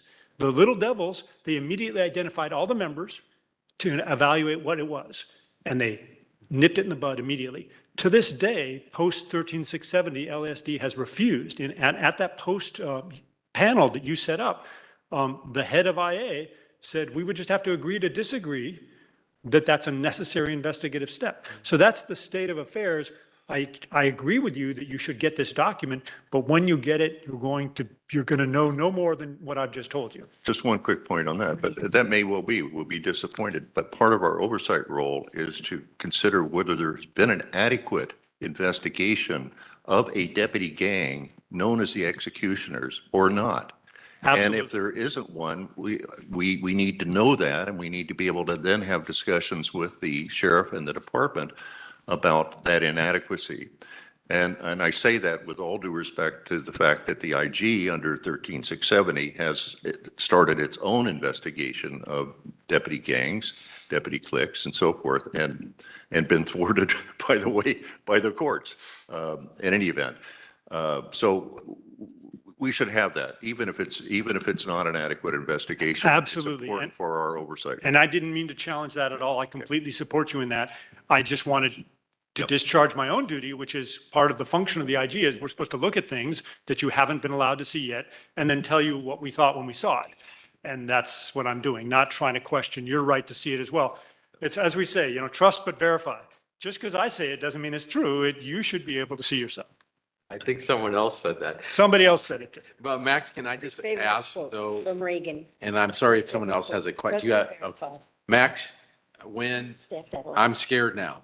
When the undersheriff, April Tardy, testified that the department did a thorough investigation of the of the executioners at Compton Station and interviewed over 70 people and determined that no one was culpable, that no one had done anything wrong, that there was no gang. Is that true? Because you've seen the documents, we haven't. In subsequent testimony by Under Sheriff Tardy that was witnessed by Risk Management, which is part of the Constitutional Policing Office, ironically. It is? Yes, I know. That seems impossible to believe. She testified that the testimony she had previously given was false as to the executioners. She did not say it was intentionally false, but she said what she had testified to was false. She was not specific as to precisely what. That was in the case of the Waldy trial, where she testified there on that issue, and she was cross-examined on it. And she was being asked mainly about a representation that the executioners engaged in a work slowdown in which they did a variety of things, and that it would have had a noticeable effect in the records. And she said she went and looked, and she had testified, along with the time that she testified to what you said, that yeah, there was a work slowdown. But then she later said, no, that was not true. I explain all that because ultimately, I don't know the answer to what Under Sheriff Tardy really meant to say. What she said in her later testimony was that she didn't really know anything. She relied upon the representations that had made to her, and therefore she didn't have personal knowledge. Perhaps if she had been questioned more, and in that Waldy trial, if it had been relevant to the matter in front of the court, they would have done that. She might have said the same as to that analysis, that those 70 witnesses spoke to, that was a thorough investigation, that she was simply saying what she had been told, and she didn't have a personal opinion. I don't know. But I can tell you my personal opinion is that was absolutely not a thorough investigation in any way, shape, or form, that it was primarily appeared to be an effort to gather evidence to resist a lawsuit by somebody who was claiming that the executioners were a gang, and that was done at the direction of Risk Management, which, as I say, is now part of the Constitutional Policing Office, ironically. And that it was not a thorough investigation. And I think my most clear demonstration of that is that they identified a small number of people who they believed might be members of this group that was in no way clearly the whole group. And that in and of itself is the litmus test of whether or not you've conducted a complete investigation. Do we know who all the banditos are? No. And we cannot know whether or not they discriminate. I mean, I guess you could have evidence they discriminate even without that, but you can't ever say, no, they don't discriminate unless you have the full membership. Because when you do, I think what you're going to find is what we have anecdotally heard, that there are not African-American or female members. That is anecdotal. There's a prima facie case for it at the Sheriff's Department, but it has never been resolved. So how can we say we have thoroughly investigated the banditos? Same analysis with the executioners. We have a tattoo of a Nazi helmet that people are putting on them. I find it difficult to believe, and nobody has told me that in fact there are African-American and female members. I don't think there are, but how can you know till you investigate? That investigation didn't do that, therefore it is not thorough. But Under Sheriff Tardy may have been applying a different standard. She may have a different opinion than me. She may have been speaking based on information provided to her by a third party. I don't know. So I'm not saying she wasn't being truthful. I don't know really what she was saying. But all I can tell you is, if you asked me that question under oath, my answer would be very different. Well, any other commissioner comments? Otherwise, we'll go to public. I'll just repeat something that Max said earlier, that it's worse than wrong, it's undemocratic, and that this commission answers also to the public. And if we need to engage the public in this effort to pry loose facts that are being obfuscated or denied us, that's another tool that we have as a commission to open up this discussion and engage the public in that quest for oversight and for factual information necessary to do our work.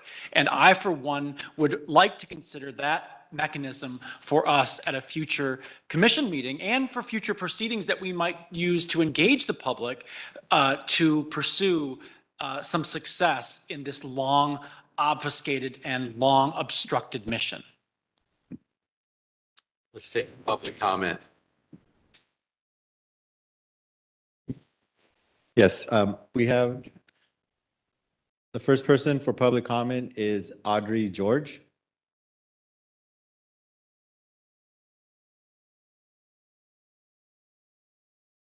This is the first in-person meeting I've been to in years. I mean, last time I was here, you were still referring to the gangs as cliques. So, We've come along. yeah. Although I've been following online, but I mean, everything is all related to me to agendas. It's interesting to me that we can talk about this lack of transparency without talking about ALADs. Because so much of this is because ALADs obstructs. I mean, I was at doing court support for one of the families where there was a prohibition about them in the court to use the word gangs, referring to the sheriffs. I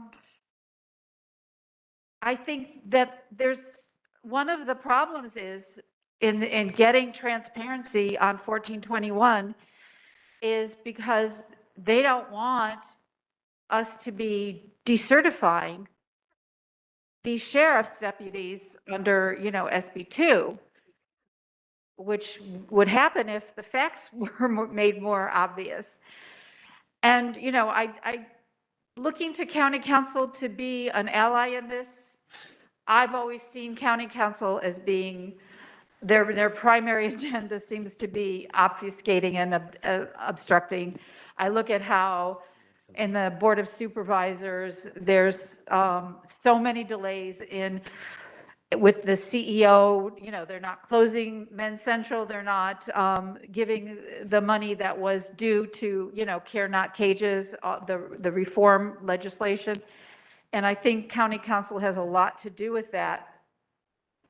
But I don't have to call out things I was going to call out was, the failure to create an accessible means to comply with transparency and about the focus on CPRA requests, but that's been already talked about so much.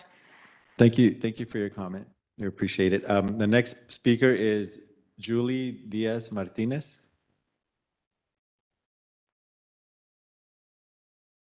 SB 14 is a perfect example of how frustrated the community is.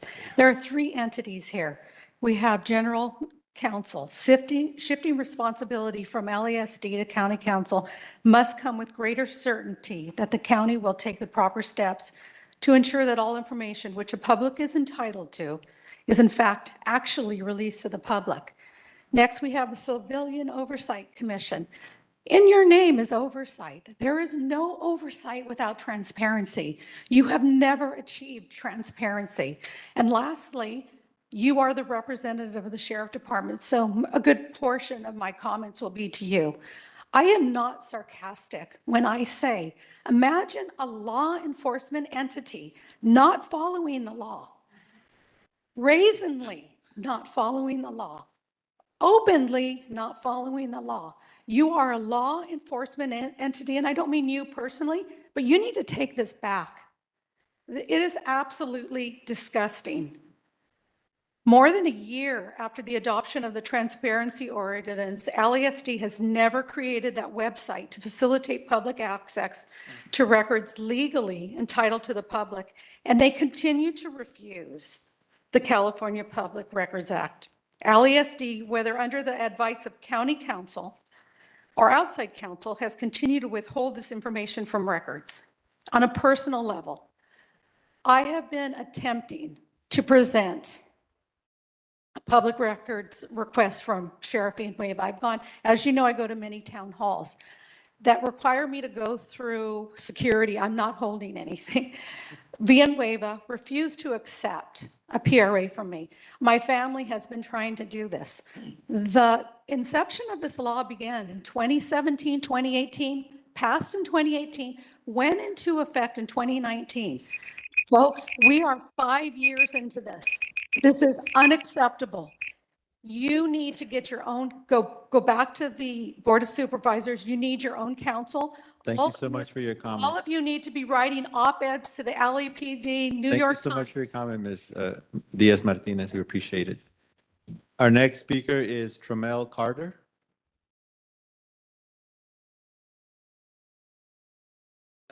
To the board members here today. The reason why I came to speak up on this particular bill is to speak about the appointed board members that are appointed by the Board of Supervisors, aside from the Sheriff Department. Because if the appointed agency themselves aren't transparent, it's hard to point at the other division or other players who should be transparent. In particular, the Daniel Bepe, I don't know if I'm pronouncing your name correctly, but the Civilian Oversight Committee, I've left messages for 6 months prior to the last person, African-American male who was there, not to use race, but I forgot his name. I left messages, no telephone call return. More recently, 2 months ago, I've been leaving messages, no telephone call return. Inspector General Max, I contacted you. I contacted your assistant, Dara. She told me I will never, ever be able to speak with you. I emailed you, I emailed Dara, I CC'd, can I please speak to someone over Dara regarding her conduct? She emailed me back from her cell phone with her dogs barking in the background. I guess that's how she gets paid to work from home also. And she said that you will never be returning my telephone call either. I have over 9 emails, your personal email, sent that way. So my point is that if the top doesn't have proper oversight, that the board has given these people their own position titles, for them to come and dictate to say who's doing what, it needs to have it needs to start up at the top in a professional manner and transcend down. My calls haven't been returned from the civilian oversight. They have people working there getting paid. All they do is take messages and say, we'll call back. My matter with the Inspector General's office, Dara, I have the emails. She's very sarcastic. She told me I would never speak to him. And she told me, I don't care if you go speak to the Board of Supervisors. So I'll be doing that. So in appointing people at these top levels to look into things, I also would like if the board can also respond to them and let them know that they are part of a guideline of ethics and they should also abide by that also.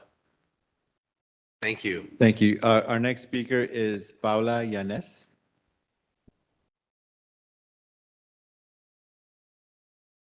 Paula Yanes, community activist, and I grew up in East Los Angeles as well. And this question is for you, Mr. Bonner, County Council. I mean, is it your responsibility to protect the Sheriff's Department and also the Board of Supervisors? I mean, instead of protecting the community, because that's what the sheriffs are getting paid for, is to protect our community. And there's just so many layers and layers and layers of bureaucracy, and you're not able to get the information that you want, that you need, that is required so that you could do your investigation. I grew up in East Los Angeles. I lost 2 brothers in gangs, 2 neighbors in gangs, Dennis Aguirre down the block from me. On the next block, Bobby Ramos, who lived on all young people that died. A lot of times the sheriff's department were instigating in our community. Well, there were sheriff gangs. This was over 50 years ago. We know that 50 years ago, there were gangs in the sheriff's department. There are 16 known gangs throughout the county of Los Angeles. They continue to do business. They continue to violate the law. They continue to kill our young people, incarcerate our young people, ruin their lives forever. Like I said, instead of going into graduating from junior high school, high school, going to college, to the university. They're going to the juvenile halls. They're going into the state prisons. They're going into the federal prisons. And this is generations, because once you do that to a person, it becomes generational in their life. So you ruin lives instead of building families, building communities, protecting our communities, because on your cars, and I believe that when I was younger, to protect and serve. That is what it says. And, you know, and I've worked with both sides, because I used to be a social worker. I've come across a lot of good officers, but also a lot of corrupted officers. And we know who they are. They're still out there on the street. There's no consequences for them. They're still doing business. They're still killing out there. And they're on top of that, they're lying. Go to court and they lie, they testify, false testimonies. I've seen them myself. I've been in the courts where I've actually seen an action happen, and then I've gone to the court and I've witnessed them lie on the court. And I thought, how is that possible? Police officers are lying. Thank you for your comment. I Thank you mean, so we much. need a better system. We need to dismantle the system. Thank you, of Ms. children Yanez. Your time abuse. has expired. Thank you so much. Thank you. Our next speaker, that's all the in-person speakers we have. Chair Kennedy, we have 2 online speakers. You're on item number 5. So Vanessa Perez is our next speaker. Hello? Can you hear me? We can hear We you. could hear you. Okay. My name is Vanessa Perez. I'm the mother of Joseph Perez, who was severely beat by the sheriffs. I want to say that I asked for SB 1421 for the past 3 years. And recently I asked for it again. And a Lieutenant Elise Norman said that it would take years for me to get that information of problematic deputies that beat directly or indirectly beat my son. Yet it took the sheriff's department 36 hours to find the man that shot one of their own. If they're capable of doing something like that, of finding somebody in 36 hours, I think they're capable of giving me the SB 1421 of every deputy that's problematic in my son's case.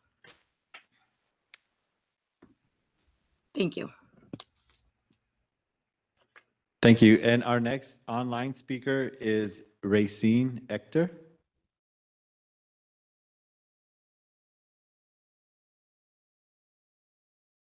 Cancel the contract out of Antelope Valley. I agree with all what the previous speakers from the public has made, but all I hear is policies, procedures. This is what is in line for us to request SB 1421, and they're not being abided by. I propose that you go back to the drawing board and add stipulations to these requests not being upheld. Start finding these departments in the areas where in the city council. Start hitting them in the pockets where it's hurt. This is all about a financial gain for them and to protect themselves. Start hitting them where it's hurt. Give them a time frame to respond and to fulfill these requests. And when those requests are not being done, you hit them with those fines and let them know you still have a period of time to do it before we need to take action to remove these people from their positions. It's not just at the sheriff deputies level, it's the people higher up, it's the lieutenant, it's the captains, it's the supervisors. We need to hold them accountable and get them out the way to entitle us to the information that is required by law and the policies and procedures in place for us to obtain this information. Thank you. Thank you so much. And Chair Kennedy, we do have one more in-person comment on this item, Cindy Navarro. Okay. So I'm in a court process right now, because falsifying documents and police lying on official documents and it's just ridiculous, the sheriff's department, but we'll get into that after. So they don't want to release any of his court complaints or anything, and I have several videos of this one specific officer inviting civilians to fight.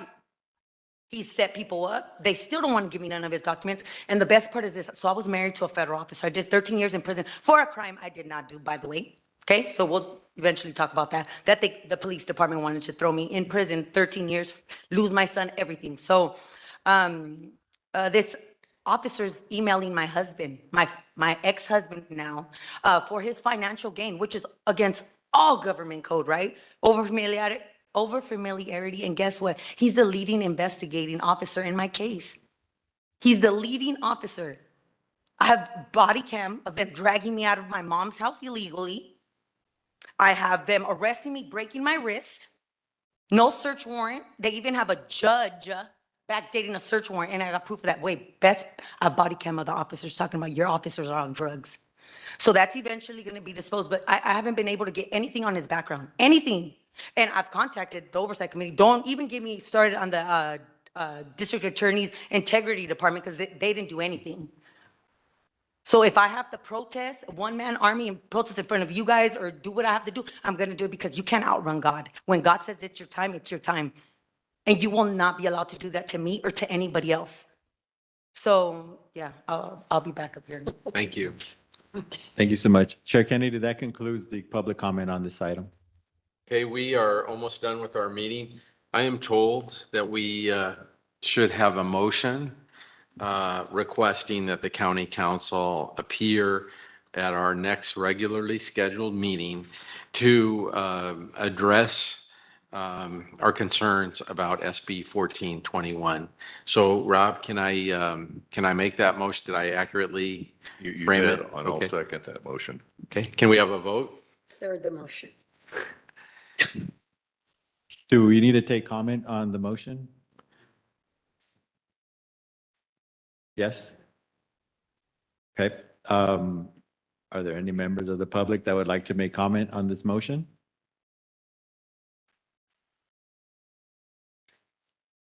Paul, go ahead. Go ahead, Paul. Okay. We'll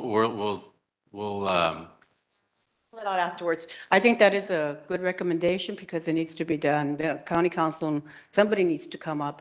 And especially if you cannot access the information that you need for your investigations, I mean, you know that we won't be able to do, or anyone else either. So I think it's a really important step. thank you. Thank you so much. Okay, Anybody else? let's Looks take a like that's vote. it, Chair. So I'll go ahead and do a roll call for the vote. Just one point of order. I'm Yes. just wondering whether we should add to that motion. I don't know that we need it, but since we're having a motion that our request that the county council provide us within a week with the draft, any current draft of the memorandum of understanding between the Sheriff's Department and the Oversight Commission, so that the commission could gain access to confidentiality information under appropriate circumstances. I mean, I'm wondering, should we just combine that in? I mean, I don't know. Is that okay? Yeah. All right. So I'll have friendly amendment, so we do both things. Accepted. We're ready now? Okay. So Chair Kennedy, Yes. Vice Chair Jamon R. Hicks, Yes. Commissioner Robert Bonner, Aye. Commissioner Irma Higgins Cooper, Commissioner Luis S. Garcia, Yes. Commissioner Patricia Giggins, Yes. Commissioner James P. Harris, Yes. Commissioner Hans Johnson. Yes. It's a unanimous vote. Passes unanimously with a resounding yes. So our final agenda item is any final commissioner or public comment. Do we have anyone? Yes, we do. Our first speaker is Audrey George.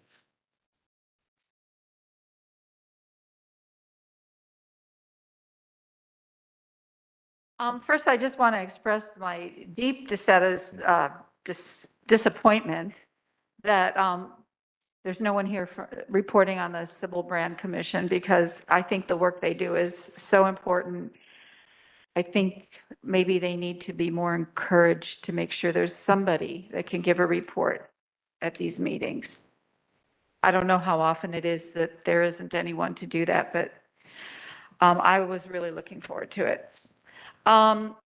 We haven't talked much about de-escalation, because I'm an abolitionist, and de-escalation training is sort of like a meaningless reform to me. But I just wanted to say that I think the Sheriff's Department, just like the LAPD, recruits from the military.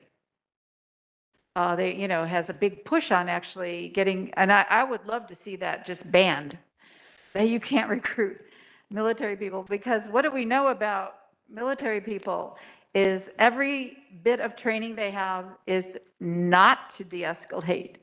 They're trained to fight and escalate and kill. And so I just think that as long as we're bringing people into the sheriff's department that that are from military training, that we should admit that you will never see any effort, meaningful effort to de-escalate. And therefore, tasers will be used inappropriately and often, and we will continue to see the killings of Black and brown people escalated. Thank you. Thank you. Thank you so much. Our next speaker is Raquel Derfler.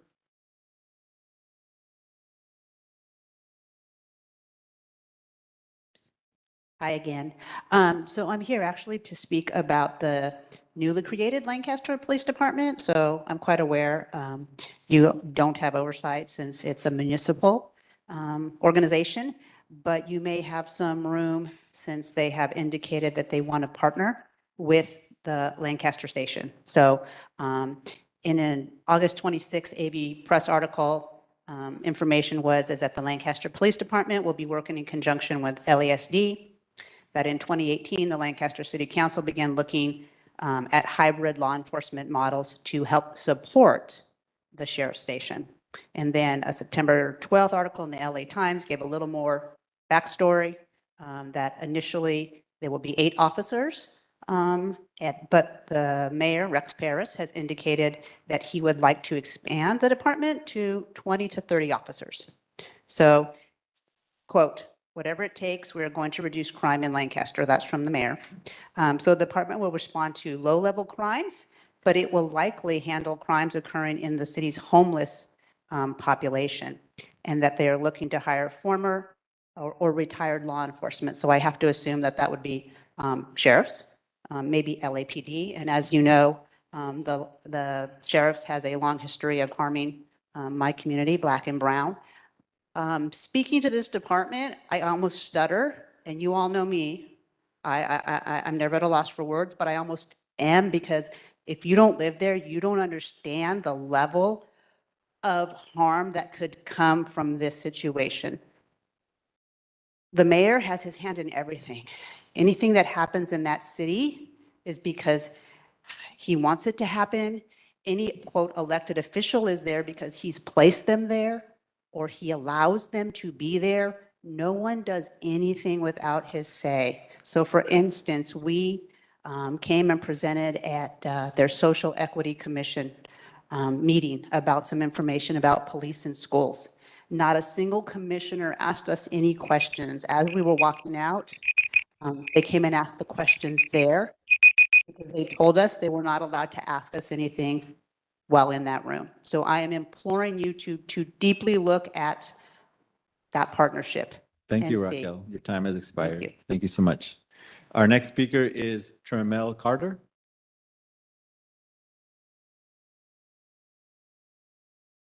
I am here back again to get some answers as to when Brian Williams was a part of the Oversight Committee. I came to a board meeting, it was over a year ago, presented information. All board members were given a copy of a document, including Max, and it's been over a year and a half to 2, and Max's office hangs up the phone, tell me they don't have any answers to my question. A sheriff deputy used my name about 3 years ago on a crime report as a part of retaliatory acts. I went to go get an apartment. They took the keys away from me because they said I assaulted a sheriff deputy, that I lived with her, and it was domestic violence. I've never been married to a sheriff deputy. I went to court, it was dismissed. The judge said, if you have any issues, go speak to the sheriff department, because on the DR report, which I still have, a sheriff deputy in his own writing wrote, I knew who Mr. Carter was. So when the sheriff deputy was assaulted, I took her up to my office and showed her photos. Why would a deputy have photos of me out of millions of African Americans in California? So after I pointed this out to the sheriff department, they filed annoying telephone calls on me through county council. So when we speak about county council, when we speak about Max and these departments, they did not help me. These appointed departments did not help me.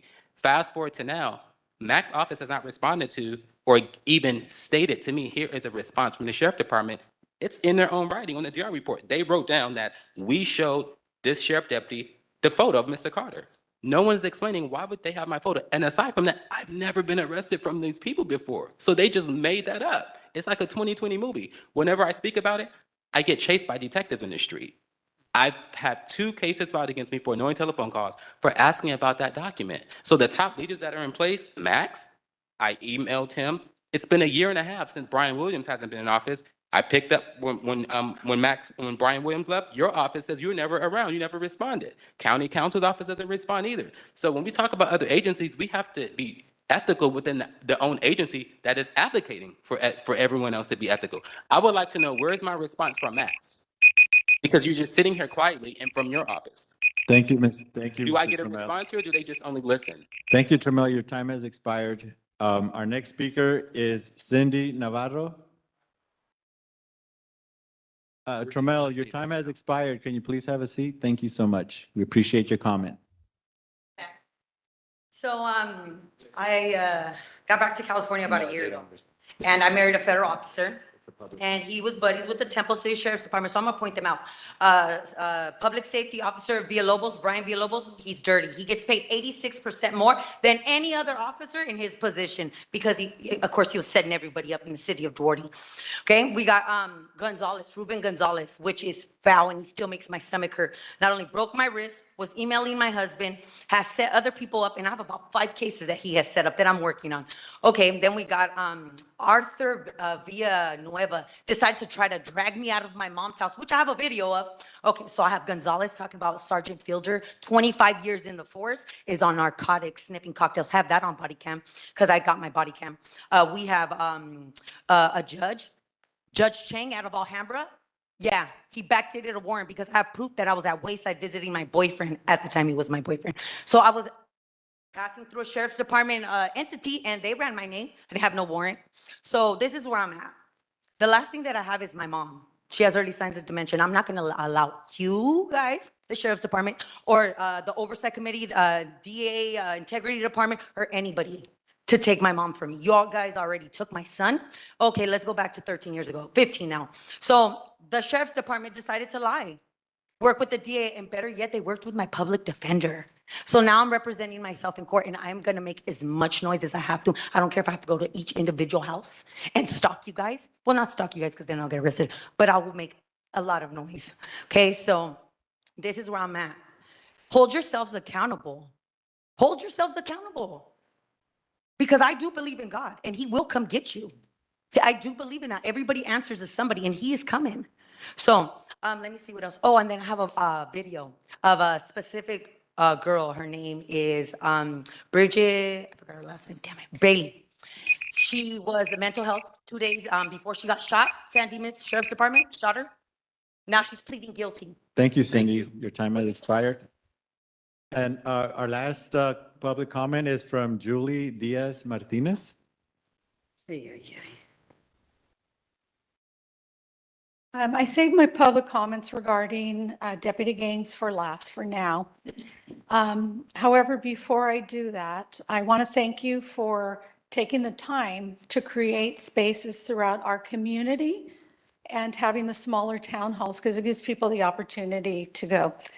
I am the first one to honor people who have served our country. My family from East LA has served in World War II, Korea, and other more recent wars. But I think today was a huge mess in terms of location. As I said, I do honor those people who have served in the military, but I'm literally sitting next to Teddy Roosevelt's picture. As a person that does represent Indigenous Americans, this was genocide. So his crimes against humanity and against Indigenous were so horrible that he is credited with saying there's no good Indian but a dead Indian. Stole over 98 million acres from Indigenous people. So this room was a huge mess. We're surrounded by slave owners, colonizers. I don't know if this was like a cruel joke. Like I said, I understand that we should be honoring those who served in the military. This room was a huge mess. Modern policing was developed out of the concept of slave catchers. Let's just be real. This is the wrong room for it. So real quickly, I've run out of my room. The concept that gang members joined LA County Sheriff Department to hide their gang membership. There's probably two type of LASD gang members, those who were gang members and came in, and those who became sheriff deputies and wanted to be a gang member. It's deeply rooted. And the fact that so many deputy sheriff gang members don't hide their membership, I mean, literally putting tattoos on their bodies and adding to their tattoo as they continue to commit crime. Really quickly, you want freedom of information? Tell Luna, fire deputy gang members, prosecute Thank you, them. Julie. Your Thank time has you. expired. Thank you so much for your comment. Okay, that concludes this regular session of the. Chair, just one final thought, and that Sure. is that it strikes me that because it's a very discrete issue, we might need an ad hoc committee that is specifically devoted to the working on the drafting of a confidentiality MOU between the commission and the sheriff's department. As one of the lawyers on the commission, I would volunteer for that ad hoc committee, Okay. assuming we don't have one. I don't think we do.